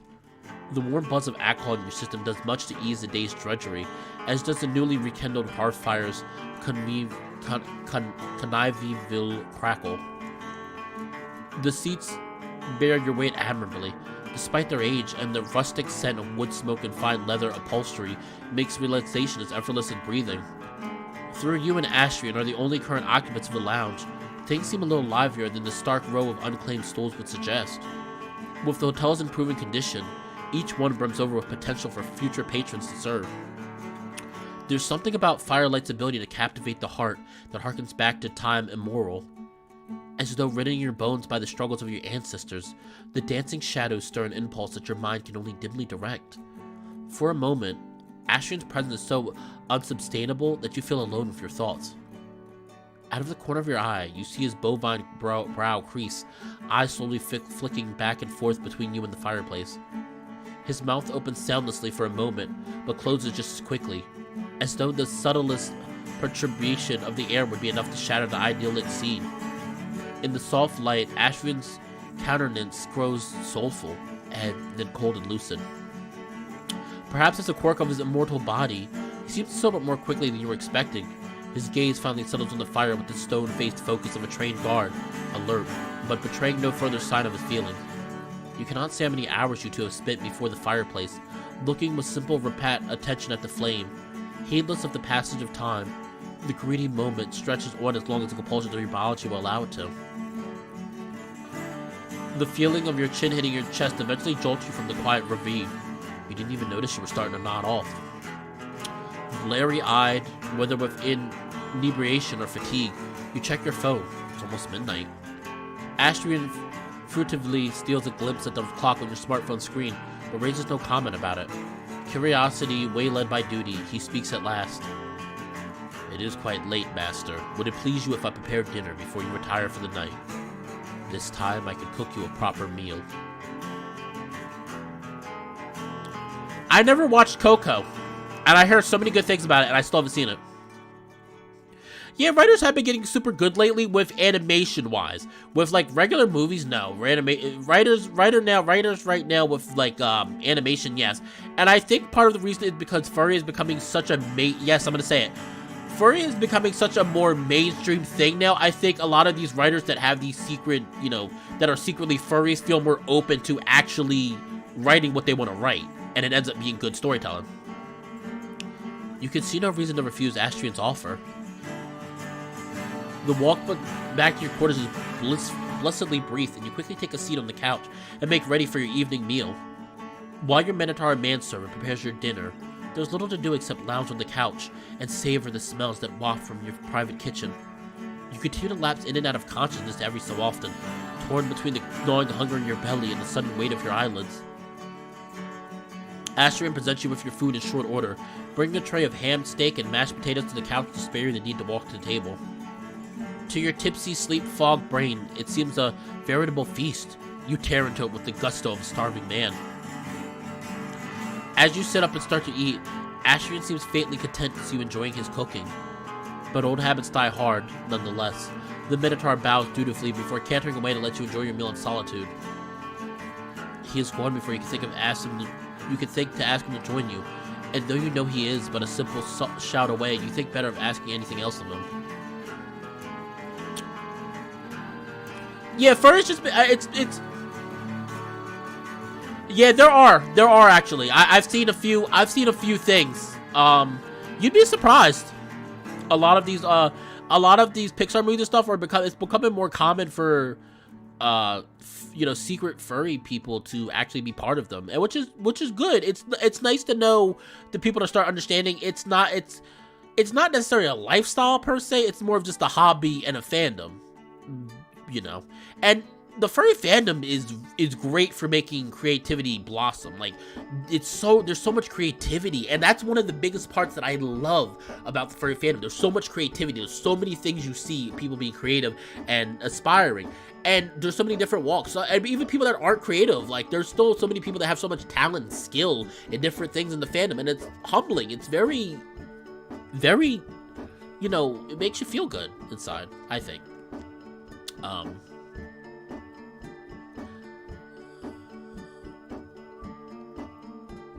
And saw the other day. Yeah, I think that's a little old now. I've seen that too. Saw the other day Disney showed the creator of American Dragon, Kim Possible. I've seen some American Dragon NSFW stuff. Not gonna, you know, discuss it really. I've kind of, if you guys didn't know, I actually kind of been losing like any interest in that kind of stuff, like very heavily. Like the past few weeks, I've just not cared for it, and I'm wondering if I finally got to the point where it just doesn't interest me anymore. I mean, don't get me wrong, I like the art. Yes, I like the art style, but yeah, I don't really get in comments like that because talking about stuff like that, despite my weird views on certain stuff, is a one-way ticket to being permanently banned from the fandom. So, once your hunger is sated, sleep is upon you in a moment. You set the tray down at the side of the couch and close your eyes.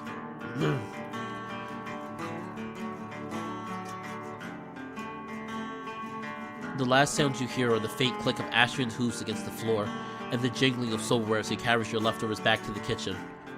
A slow, sneaking clop reaches your semi-consciousness brain through the haze of fitful sleep, followed by a sudden sensation of warmth and a gentle pressure across your entire body. You soon fall into a deeper, easier slumber. Well, I think we're gonna stop here.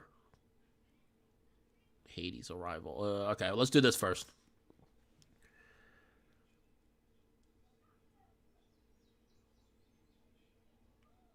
Yeah, there's a lot of good content in the fandom. There really is. Like right now, what's going on? Yes, there is a lot of. Right now, it's just that like so much crap is going on, and you're starting to find out like. I hate to say it, furries are normal people. There are some really fantastic. Most of them are fantastic people, but there are some people in the fandom that have beliefs that are not good beliefs, and people are realizing that. And it sometimes it is hard. I even have the issue where I'm like, oh man, the fandom's perfect. Everybody's so great in this fandom, and then you start to realize, no, while this fandom is great, there are still people that it's still full of people, and usually people are not always the best people, if that makes sense. So, lately what's been going on, yeah, it's, you've been finding some people that are like, Wait, you thought there were people actually acting, huh? No. I think what Spartan was trying to say is he thought the people that were like drawing these cartoons and stuff were just normal people, and not that many of them are actually secretly furries. Again, oh my gosh, Demon, stop. Demon Apo, stop. Please. That's something we don't talk about, sir. That's something we don't talk about. That's called something that starts with a V, and that's a forbidden word. That's a forbidden word on my channel. My friend always messes with me so much. My real life furry friend always messes with me so much because he enjoys that, and I'm being playful. You know what I mean? Like I tell people all the time, like, you like what you like as long as it's not affecting anybody. Or certain things obviously I don't take kindly to, but he always mentions that word, and I'm just like, stop! Like, I don't want to talk about that. I mean, don't get me wrong. Like I tell you, people are allowed to like what they want to like, and I've seen people do that stuff. And in all honesty, it doesn't really bother me that much. It's not my thing, but I know people are into it, and it's like a lot of other things. I'm like, yeah, I'm not really into this, but if that's your thing, cool. The doorknob clicks behind Astrian. His smile persists as he holds onto the warmth from this night. The Minotaur's cheeks hurt from smiling, an unfamiliar sensation after the decades locked away. Yeah, that's what I kind of had to learn, Varma, that, like, I started to have to realize that this fandom is full of people, and every fandom has issues, so.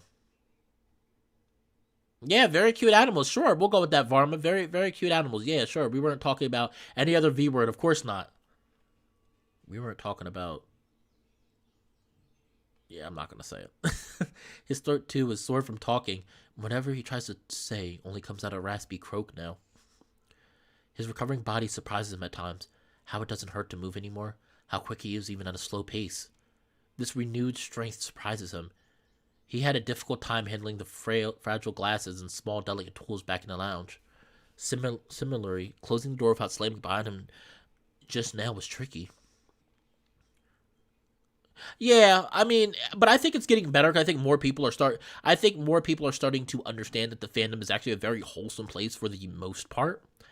Um, and so, and like I said, it's becoming more mainstream. I know people hate using that word, but being honest, the furry fandom is becoming a lot more of a mainstream thing. I've noticed it a lot heavier.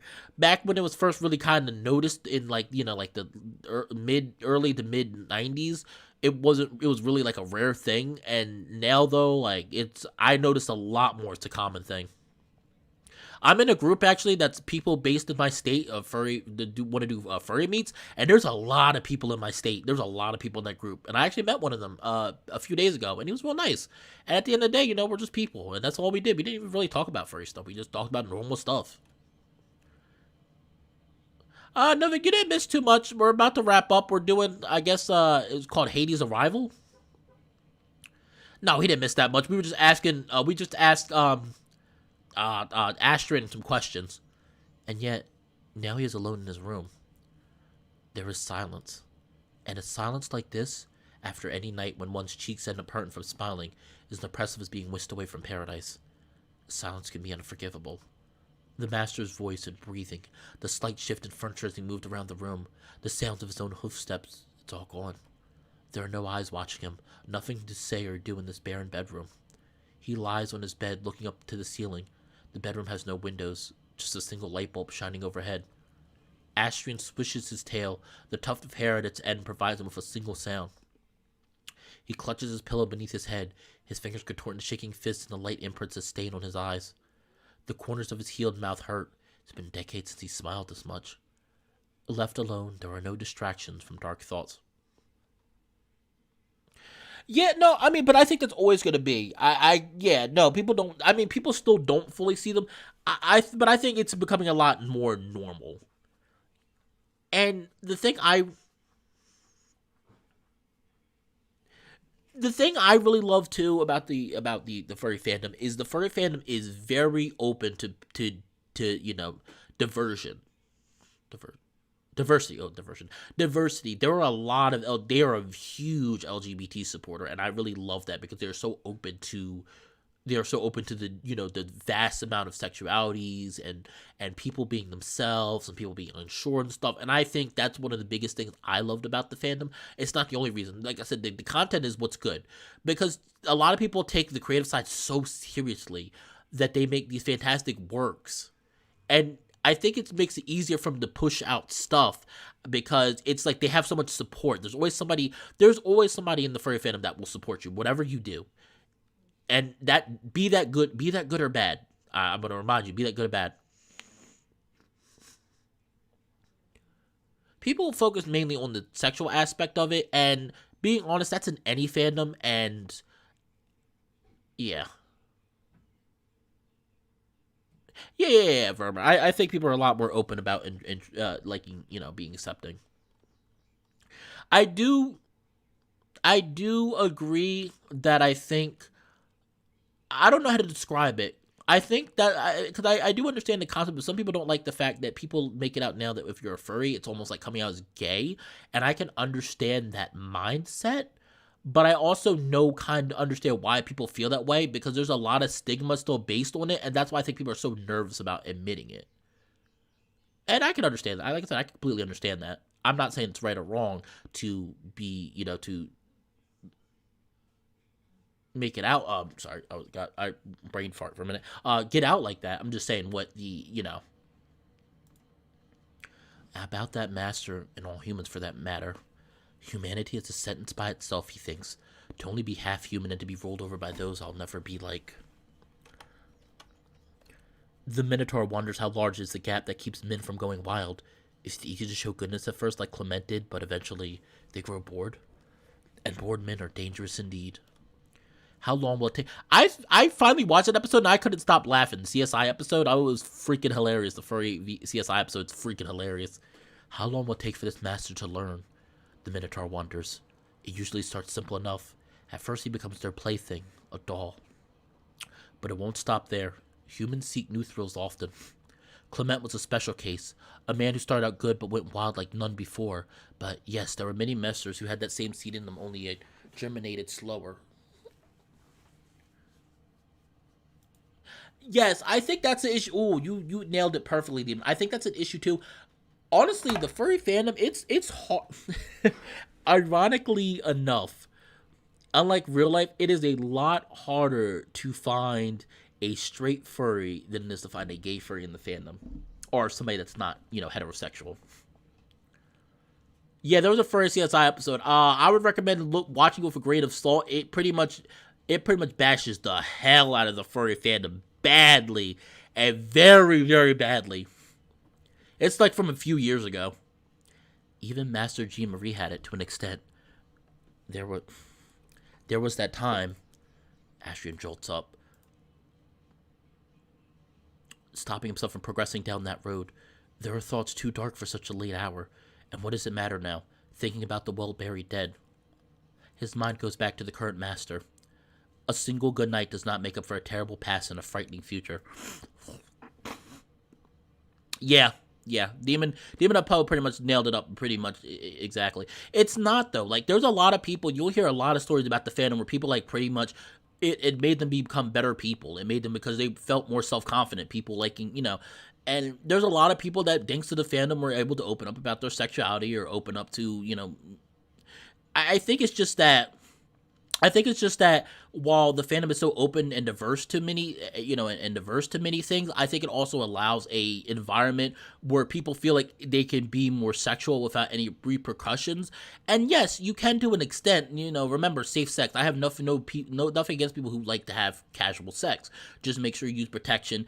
And make sure that's not your only personality trait, because a lot of people like to use it as ammo and say, "Oh, hey, see, they like animals. They want to fuck animals." And it's like, no, they don't. There are a few people that maybe do, but it's very, very, very tiny, and they're not supported in any way by the fandom, which you can see easily when you go on Twitter. Maybe that's it. Okay, Spartan, maybe you're right. Maybe that's it. It's so hard for me to find. I know like two. Two. Well, the thing is, there are more hetero furries in the game. I'm going to be that person and say this much. You should not have your sexuality be your main personality trait. Yes, I'm going to say that, and yes, I may get hate for it, but I think a lot of people mix up their sexuality with their personality. As you can see me, like, I'm calm and collected. Yes, like I said before, I don't know what the fuck I am anymore. I really, like, that's not me being sarcastic. It's like really like I'm not sure what my sexuality is anymore, and it's a question I have to answer to myself. But that's not my main personality. At the end of the day, I'm more just want to be a nice guy, wanting to learn art and stuff, and etc.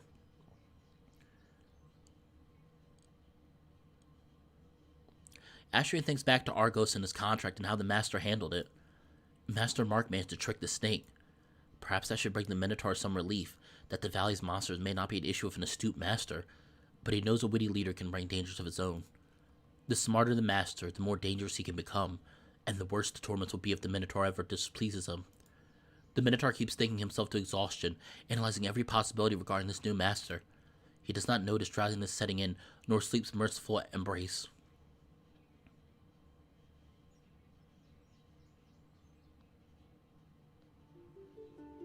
Oh, here's another dream. No, that's what I said. I think, like I'm saying, I have very weird views on LGBT right now as a whole, and it's not anything to do with being LGBT. It's more being like, I feel like there's at times where, I don't know. I don't want to really get into detail too much because I don't want to offend anybody. And I don't want to make it sound like I'm talking out of my ass. But yeah. Just my thought is, you don't have to be LGBT, but you have to support them. So, like, even if you're heterosexual, that's fine, that's great, and that's good, and that's not anything weird about that. But make sure that you support people who aren't, because like I say, everybody deserves love. Everybody. This is Pride Month right now. It's going on. Everybody deserves love right now. There is no reason you can tell me that they do not deserve love. There are exceptions. We're not going to get in details on this video. You could probably tell what those exceptions are. But for the most part, everybody deserves love. And you should show your support. All of you want your friends to be happy, your family to be happy. It shouldn't matter to you that, hey, they like they like this sex instead of this sex, or oh, hey, they're this way instead of this way. You know, be like, you know, show them your support. The Minotaur dreams. A field of white flowers swayed under a chilly breeze. He was lying face down on the soil, and the flower stalks and leaves tickled his back as if trying to rouse him from sleep. The soil was damp and smelled of parture and dense vegetation. Astrid caressed it, snatched it, felt the sand's water seeping into his fur. Everything hurt. With every heartbeat, his head and eyes were hammered. His whole body burned in exhaustion, dizzy and nauseous. But above all, his neck. It burned as if a searing hot metal wire strangled him. The Minotaur tried breathing, but it's as if his lungs couldn't pull in any air. It would have made him despair were it not for the overwhelming pain distracting him.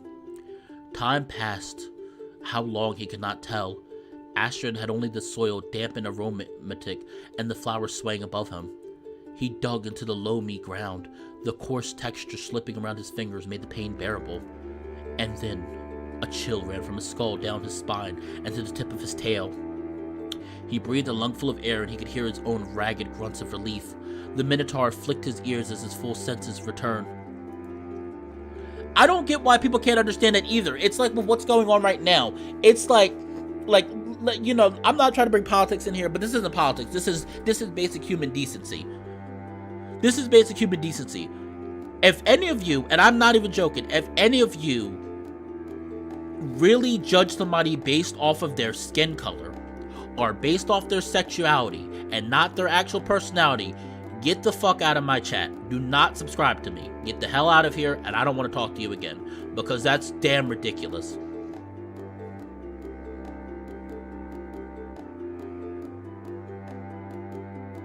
I see to be against is that it's not natural to love the same sex since even animals.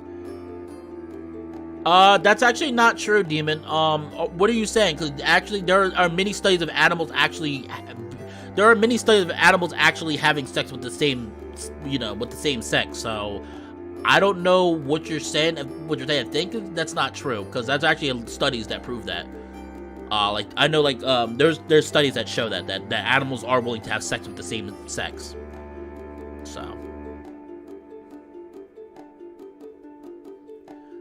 So whoever says that is wrong, because there's numerous studies that show that one, it's not a choice, it's biology, and you know, a brain thing, and two, it is natural, because even animals are not simply heterosexual. There are many animals that have been shown as being more than heterosexual. So that argument is blown right out of the water.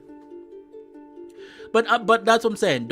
I'm serious. That is the stupidest thing, to not like a person. Like, oh, well, this person's gay, or oh, this person's trans, so I don't like them, or oh, well, this person's black, or this person's, you know, Asian, I don't like them. Stupidest argument. If I don't like a person, it's because of their personality. It's because they're a bad person. It's not because I'm like, oh, well, this person's a different skin color, I don't like them, or oh, well, this person's trans, so I don't like them. You know, that's the stupidest thing. Please, please, please, if you're that kind of person, stop it. Get yourself some help. That's very serious about that. Yeah, I know. People are gonna, no matter what, people are gonna find argument. Yes, thank you, Nivik. I'm glad you were the one to say it. I thought so. I remember giraffes. I looked up giraffes because giraffes are one of my favorite creatures. I really need to do more with giraffes. Yeah, I know. There's always a religious argument, too. You're not wrong in that. I love when people bring up religion. Like, well, in the Bible, it says that this is wrong. It's like, yeah, well, the Bible was also made thousands of years ago with numerous things that people do on a daily basis. So, it doesn't really work. One of the biggest examples is women are not supposed to wear anything pertaining to a man, which is a very common thing nowadays. So, if that's the case, yeah. You know.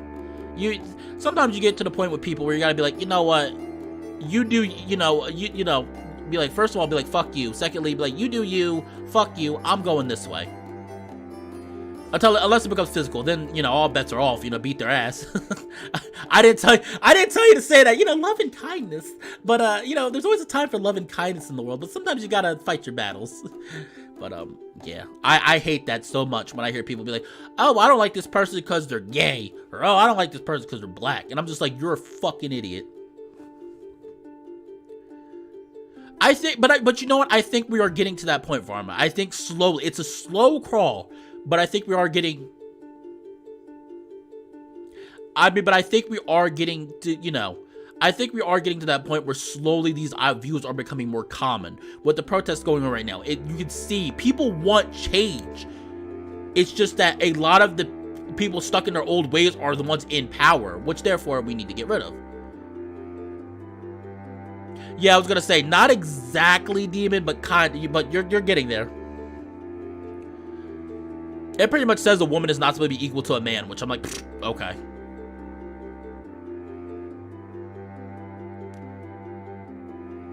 Even now, we still have stigma on sexual, on sexual stuff. Like, another thing, I'm gonna beat you if you ever say, if somebody says they're a woman or they're a man, whatever they say, that's what they are. Don't have the goal to try to say, oh no, well you're not this because da, da, da. It's like, sir, you shut the hell up and just call them what they want to be called. It doesn't. My thought is, does it really affect your day? Does it really gonna kill you if somebody said, hey, listen, I'm a woman, and you're thinking, oh, but they still look like a man? It's not affecting your day. It's not doing anything. It's not harming you in any way. Just say, okay, well, yes, ma'am. That's it. People like that already have enough issues as is, and the last thing they need is for people not to be able to support them. Everybody deserves support. Support your, this is Pride Month. Support your damn LGBT friends and other, support your damn LGBT friends. They have enough trouble without you being a dick. But that's all I'm gonna say. That's all I'm saying, man. The swaying wind, he could hear it again now alongside the rustling leaves. He propped his chest up, supporting himself on his burning forearms, and taste came back to him. Iron. He coughed and cold, dark blood poured out of his mouth. It fell on the white fur of his hand. His tongue remained coated in the black oil. It was bitter tasting, like a forge's fume smelled. He knew the scent well. As he tried to gather himself, the blood dripped down to the soil. Her fur remained matted with red while the dark oil dripped down.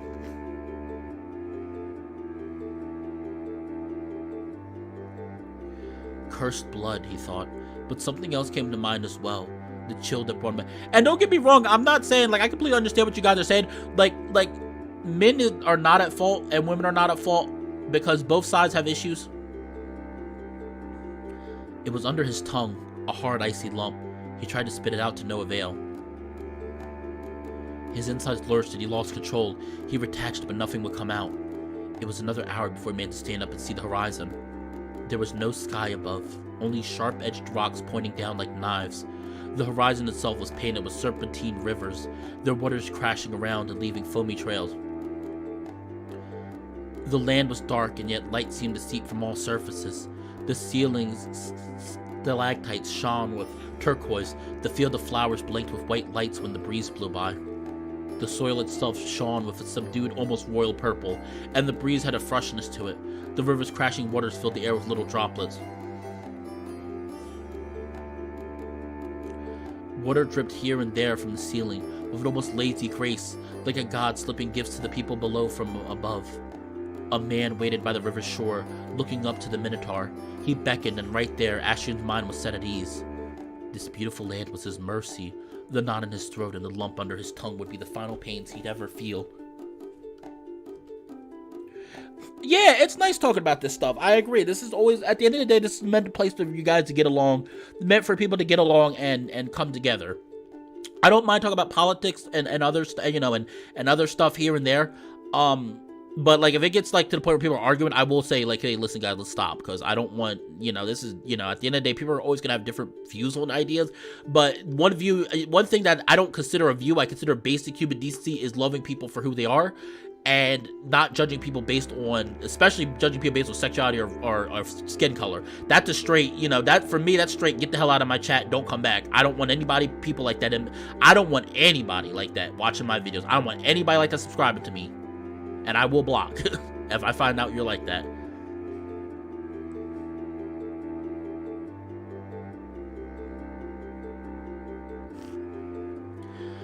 He had been freed. Oh, wow. That was the last line. I think we're going to stop here. Chapter 5, Soft Opening. I think it's a good point to stop, because we've already been going for 2 hours and 20 minutes. And most of it was me talking about other stuff, but... Wait, hold on. You wake up to the sound of Ashrion's hooves clicking on the wooden floor right behind you. Good morning, Master. I am sorry for the noise. It was not my intention to wake you. Snuggled up on the couch with a blanket covering you, it's easy to ignore the Minotaur's words. Yeah, that's all. Basically, be nice. Be nice. People don't understand that. It's not that hard. Human decency. We're humans. We have more evolved brains for a reason. We're supposed to use them. We don't use it, though. Be nice to people. Stop judging people. And especially, like I said, with Pride Month going on, it's even more to point. Spread the love. Spread the love. You know, I say it all the time. You don't have to be LGBT to support LGBT. You can be heterosexual to still support people wanting to find love or people wanting to be themselves. It's not that hard. Don't give me the excuse, religion, or whatever you want to give me. No, stop.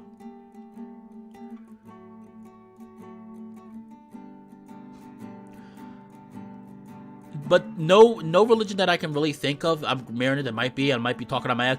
No religion that I know of tells you to be nasty to people on purpose. So even if it has stuff about LGBT stuff, if you want to say that, you also have to be reminded. Okay, but then if I'm doing that, I'm not being nice to people. Were it not for the sunlight shining directly on your eyes and the smell of breath test, you would have fallen back asleep. You peel yourself away from your blanket's warmth. You give Astrian a dopey smile as you step up and neatly fold the blanket before leaving it on the couch. I slept very well, thank you, Astrian. Oh, that is a relief. Well, I went ahead and made breakfast for you. At times, it is easy to forget how exceptional are the circumstances you find yourself in. Waiting for breakfast is such a mundane thing, but all it takes is a glimpse of Astrian for the facade of normalcy to fall.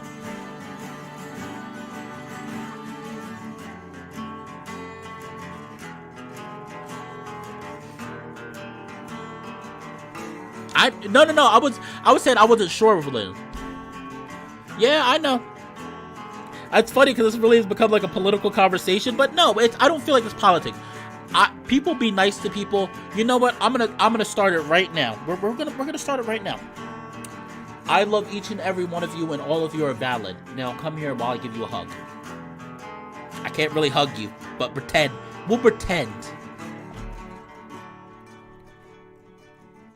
So, like I said, I love each and every one of you.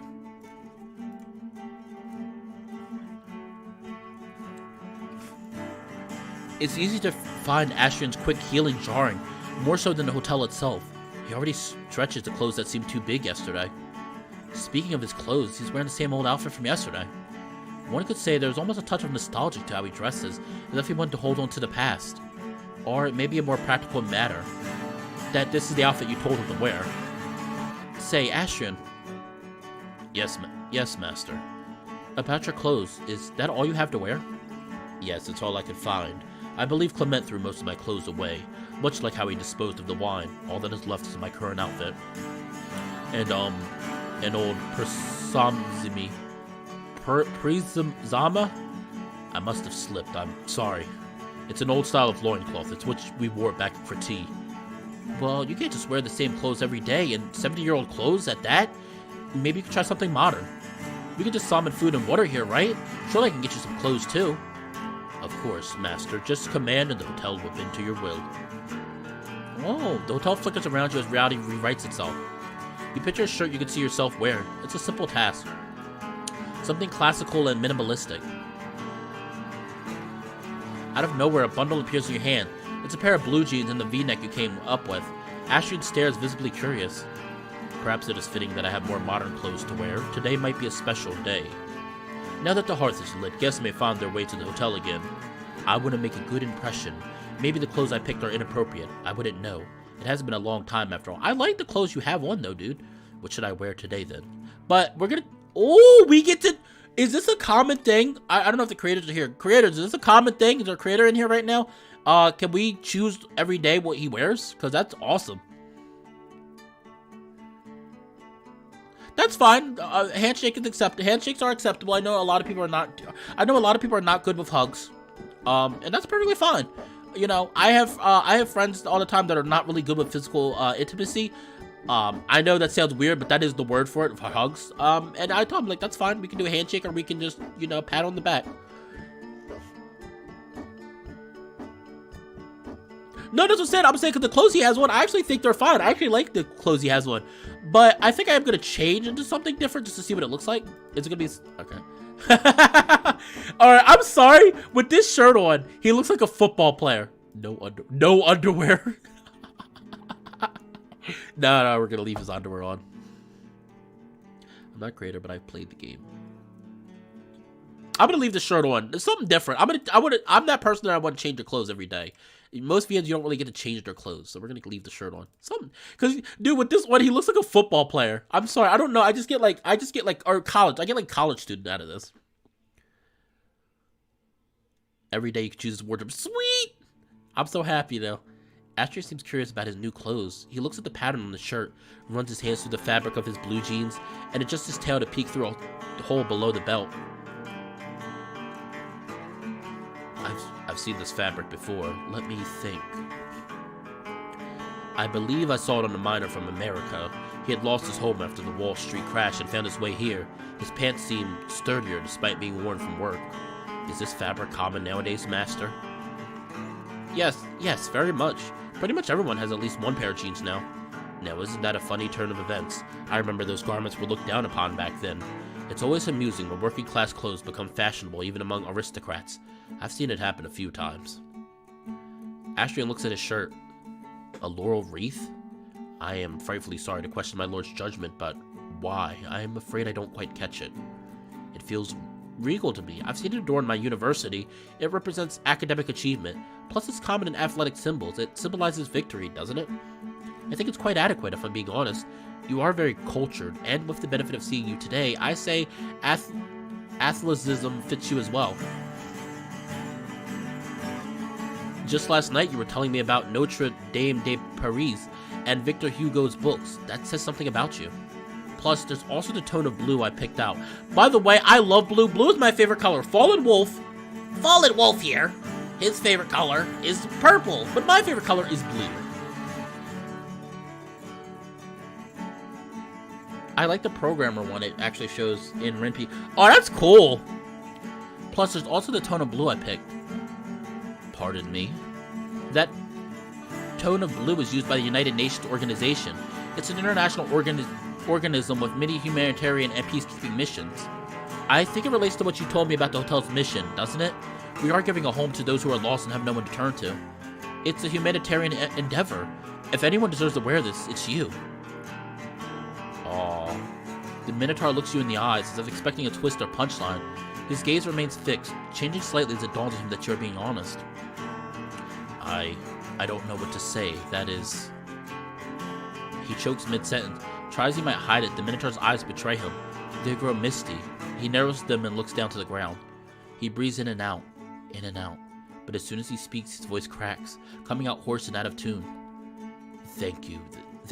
That is so very kind of you. I love blue. No game, no Republic schools.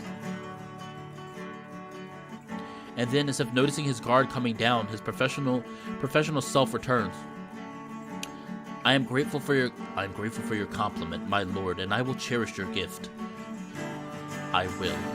If we get guests today, I expect this won't look intimidating for them. You've made a fine choice, Master. Now that this matter is settled, I shall interrupt your breakfast no more, Master.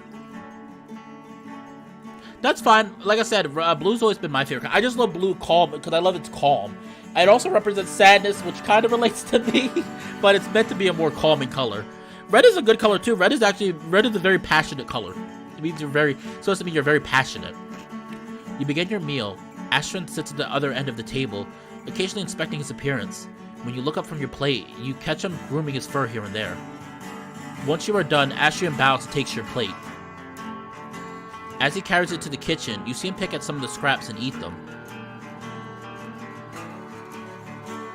A short while later, he returns. Do I have the master's permission to go down and inspect the hearth? I want to make sure everything in the hotel is working properly. I can go with you! Of course. Really? Yes, I mean, if we're having guests, maybe I should help with the inspection, see where everything is and all. Very well, please follow me. We are gonna stop here. Oh, perfect. Coda 1. Oh, Coda 1. Wait, who's this? Who's this? Nope. We're stopping now. We're stopping now. Are we playing? We're playing another character's. Are we playing through another character's eyes? Nope. I'm gonna disappoint you guys. We're gonna stop. We're gonna stop right. We're gonna stop right here. Haha. I'm gonna stop right here. And we can also skip. We're not gonna skip. But all right, everyone. I am really enjoying this VN. I know we've spent a lot more time talking than actually playing the game. I'm not sure why he has a blue eye. I think it's partially because his eye hasn't fully healed yet. He's still, on that part of his face, he still kind of has a little bit of skull showing. So it's maybe something to do with his, body not being fully healed yet. But, this was a very fun video. We had a very calm discussion about loving everyone and, So, I gotta stop. It's getting late, it's 7 o'clock, and I'm debating on going to work or not. I don't really feel that good, but this was fun. So, with that being said, though, thank you so much to everyone who stopped by the stream. Thank you to one of the developers or writers, I'm not sure the writer or developer, for stopping by. I really appreciate you taking the time to come and see what I think. I don't have any complaints. There's nothing I can complain about right now. This is the first time in a visual novel. I literally cannot complain about anything. A nitpick, the art, maybe. And the art really is not the major part to me of a visual novel. Maybe the art could be a little better, but that's really it. And the backgrounds, maybe, but that's really pushing it and trying to grasp for something to complain about. So, with that being said, once again, thank you so much to everyone who watched this video. I appreciate everybody who watches these. Like I said, I'm really trying to do more with this channel. I have an idea in mind to try to start doing some more informative videos or more opinion-based videos to something a little different. Because I know everybody's not into visual novels, not watching my channel, and that's okay. I don't mind that. I understand that. Like I said, especially once I get my fursuit, I will be doing a crap ton of skits. A crap ton of skits will be done on this channel once I get my fursuit, which will be I'm trying to push for next year. Because I'm going to AnthroCon next year, and I'm really pushing to get a partial. It's going to be a partial, really pushing to get a partial headsuit by next year. Partial fursuit by next year, AnthroCon. So, with that being said, please feel free to like, comment, and or subscribe to the video and the channel. I really appreciate anybody who does that. To the new people that stopped by, thank you so much. I hope you enjoyed yourselves. I enjoyed myself. I really did. So thank you so much to everybody who stopped by. Don't be afraid to share these videos or the stream with your friends or any other people you can think about. I'm always looking to add more. I'm always looking to find more people to talk to. So feel free, if you're also interested, to to follow me on Twitter or add me on Discord. I will talk to you. I'm always here to lend a listening ear, and I'm more than happy to talk to new people. And I'm sorry. And lastly, I now have a coffee. The info's down below. If you really like what I do, you'd like to help me show your support, feel free to buy me a coffee. It's not that much money, and it helps me know you enjoy what I do and helps me focus on buying more games. My next visual novel I actually plan on trying to possibly play is Winds of Change. I hear so many people play that. I heard mixed views on it, but I know it's a classic for many people. I'm thinking about possibly playing Winds of Change, which I would buy later this week. We'll see though. I'll think about it. With that being said, though, this has been Fallenwolf, and I hope you enjoyed being part of the Fallenpack. I'll see everyone next time. Bye.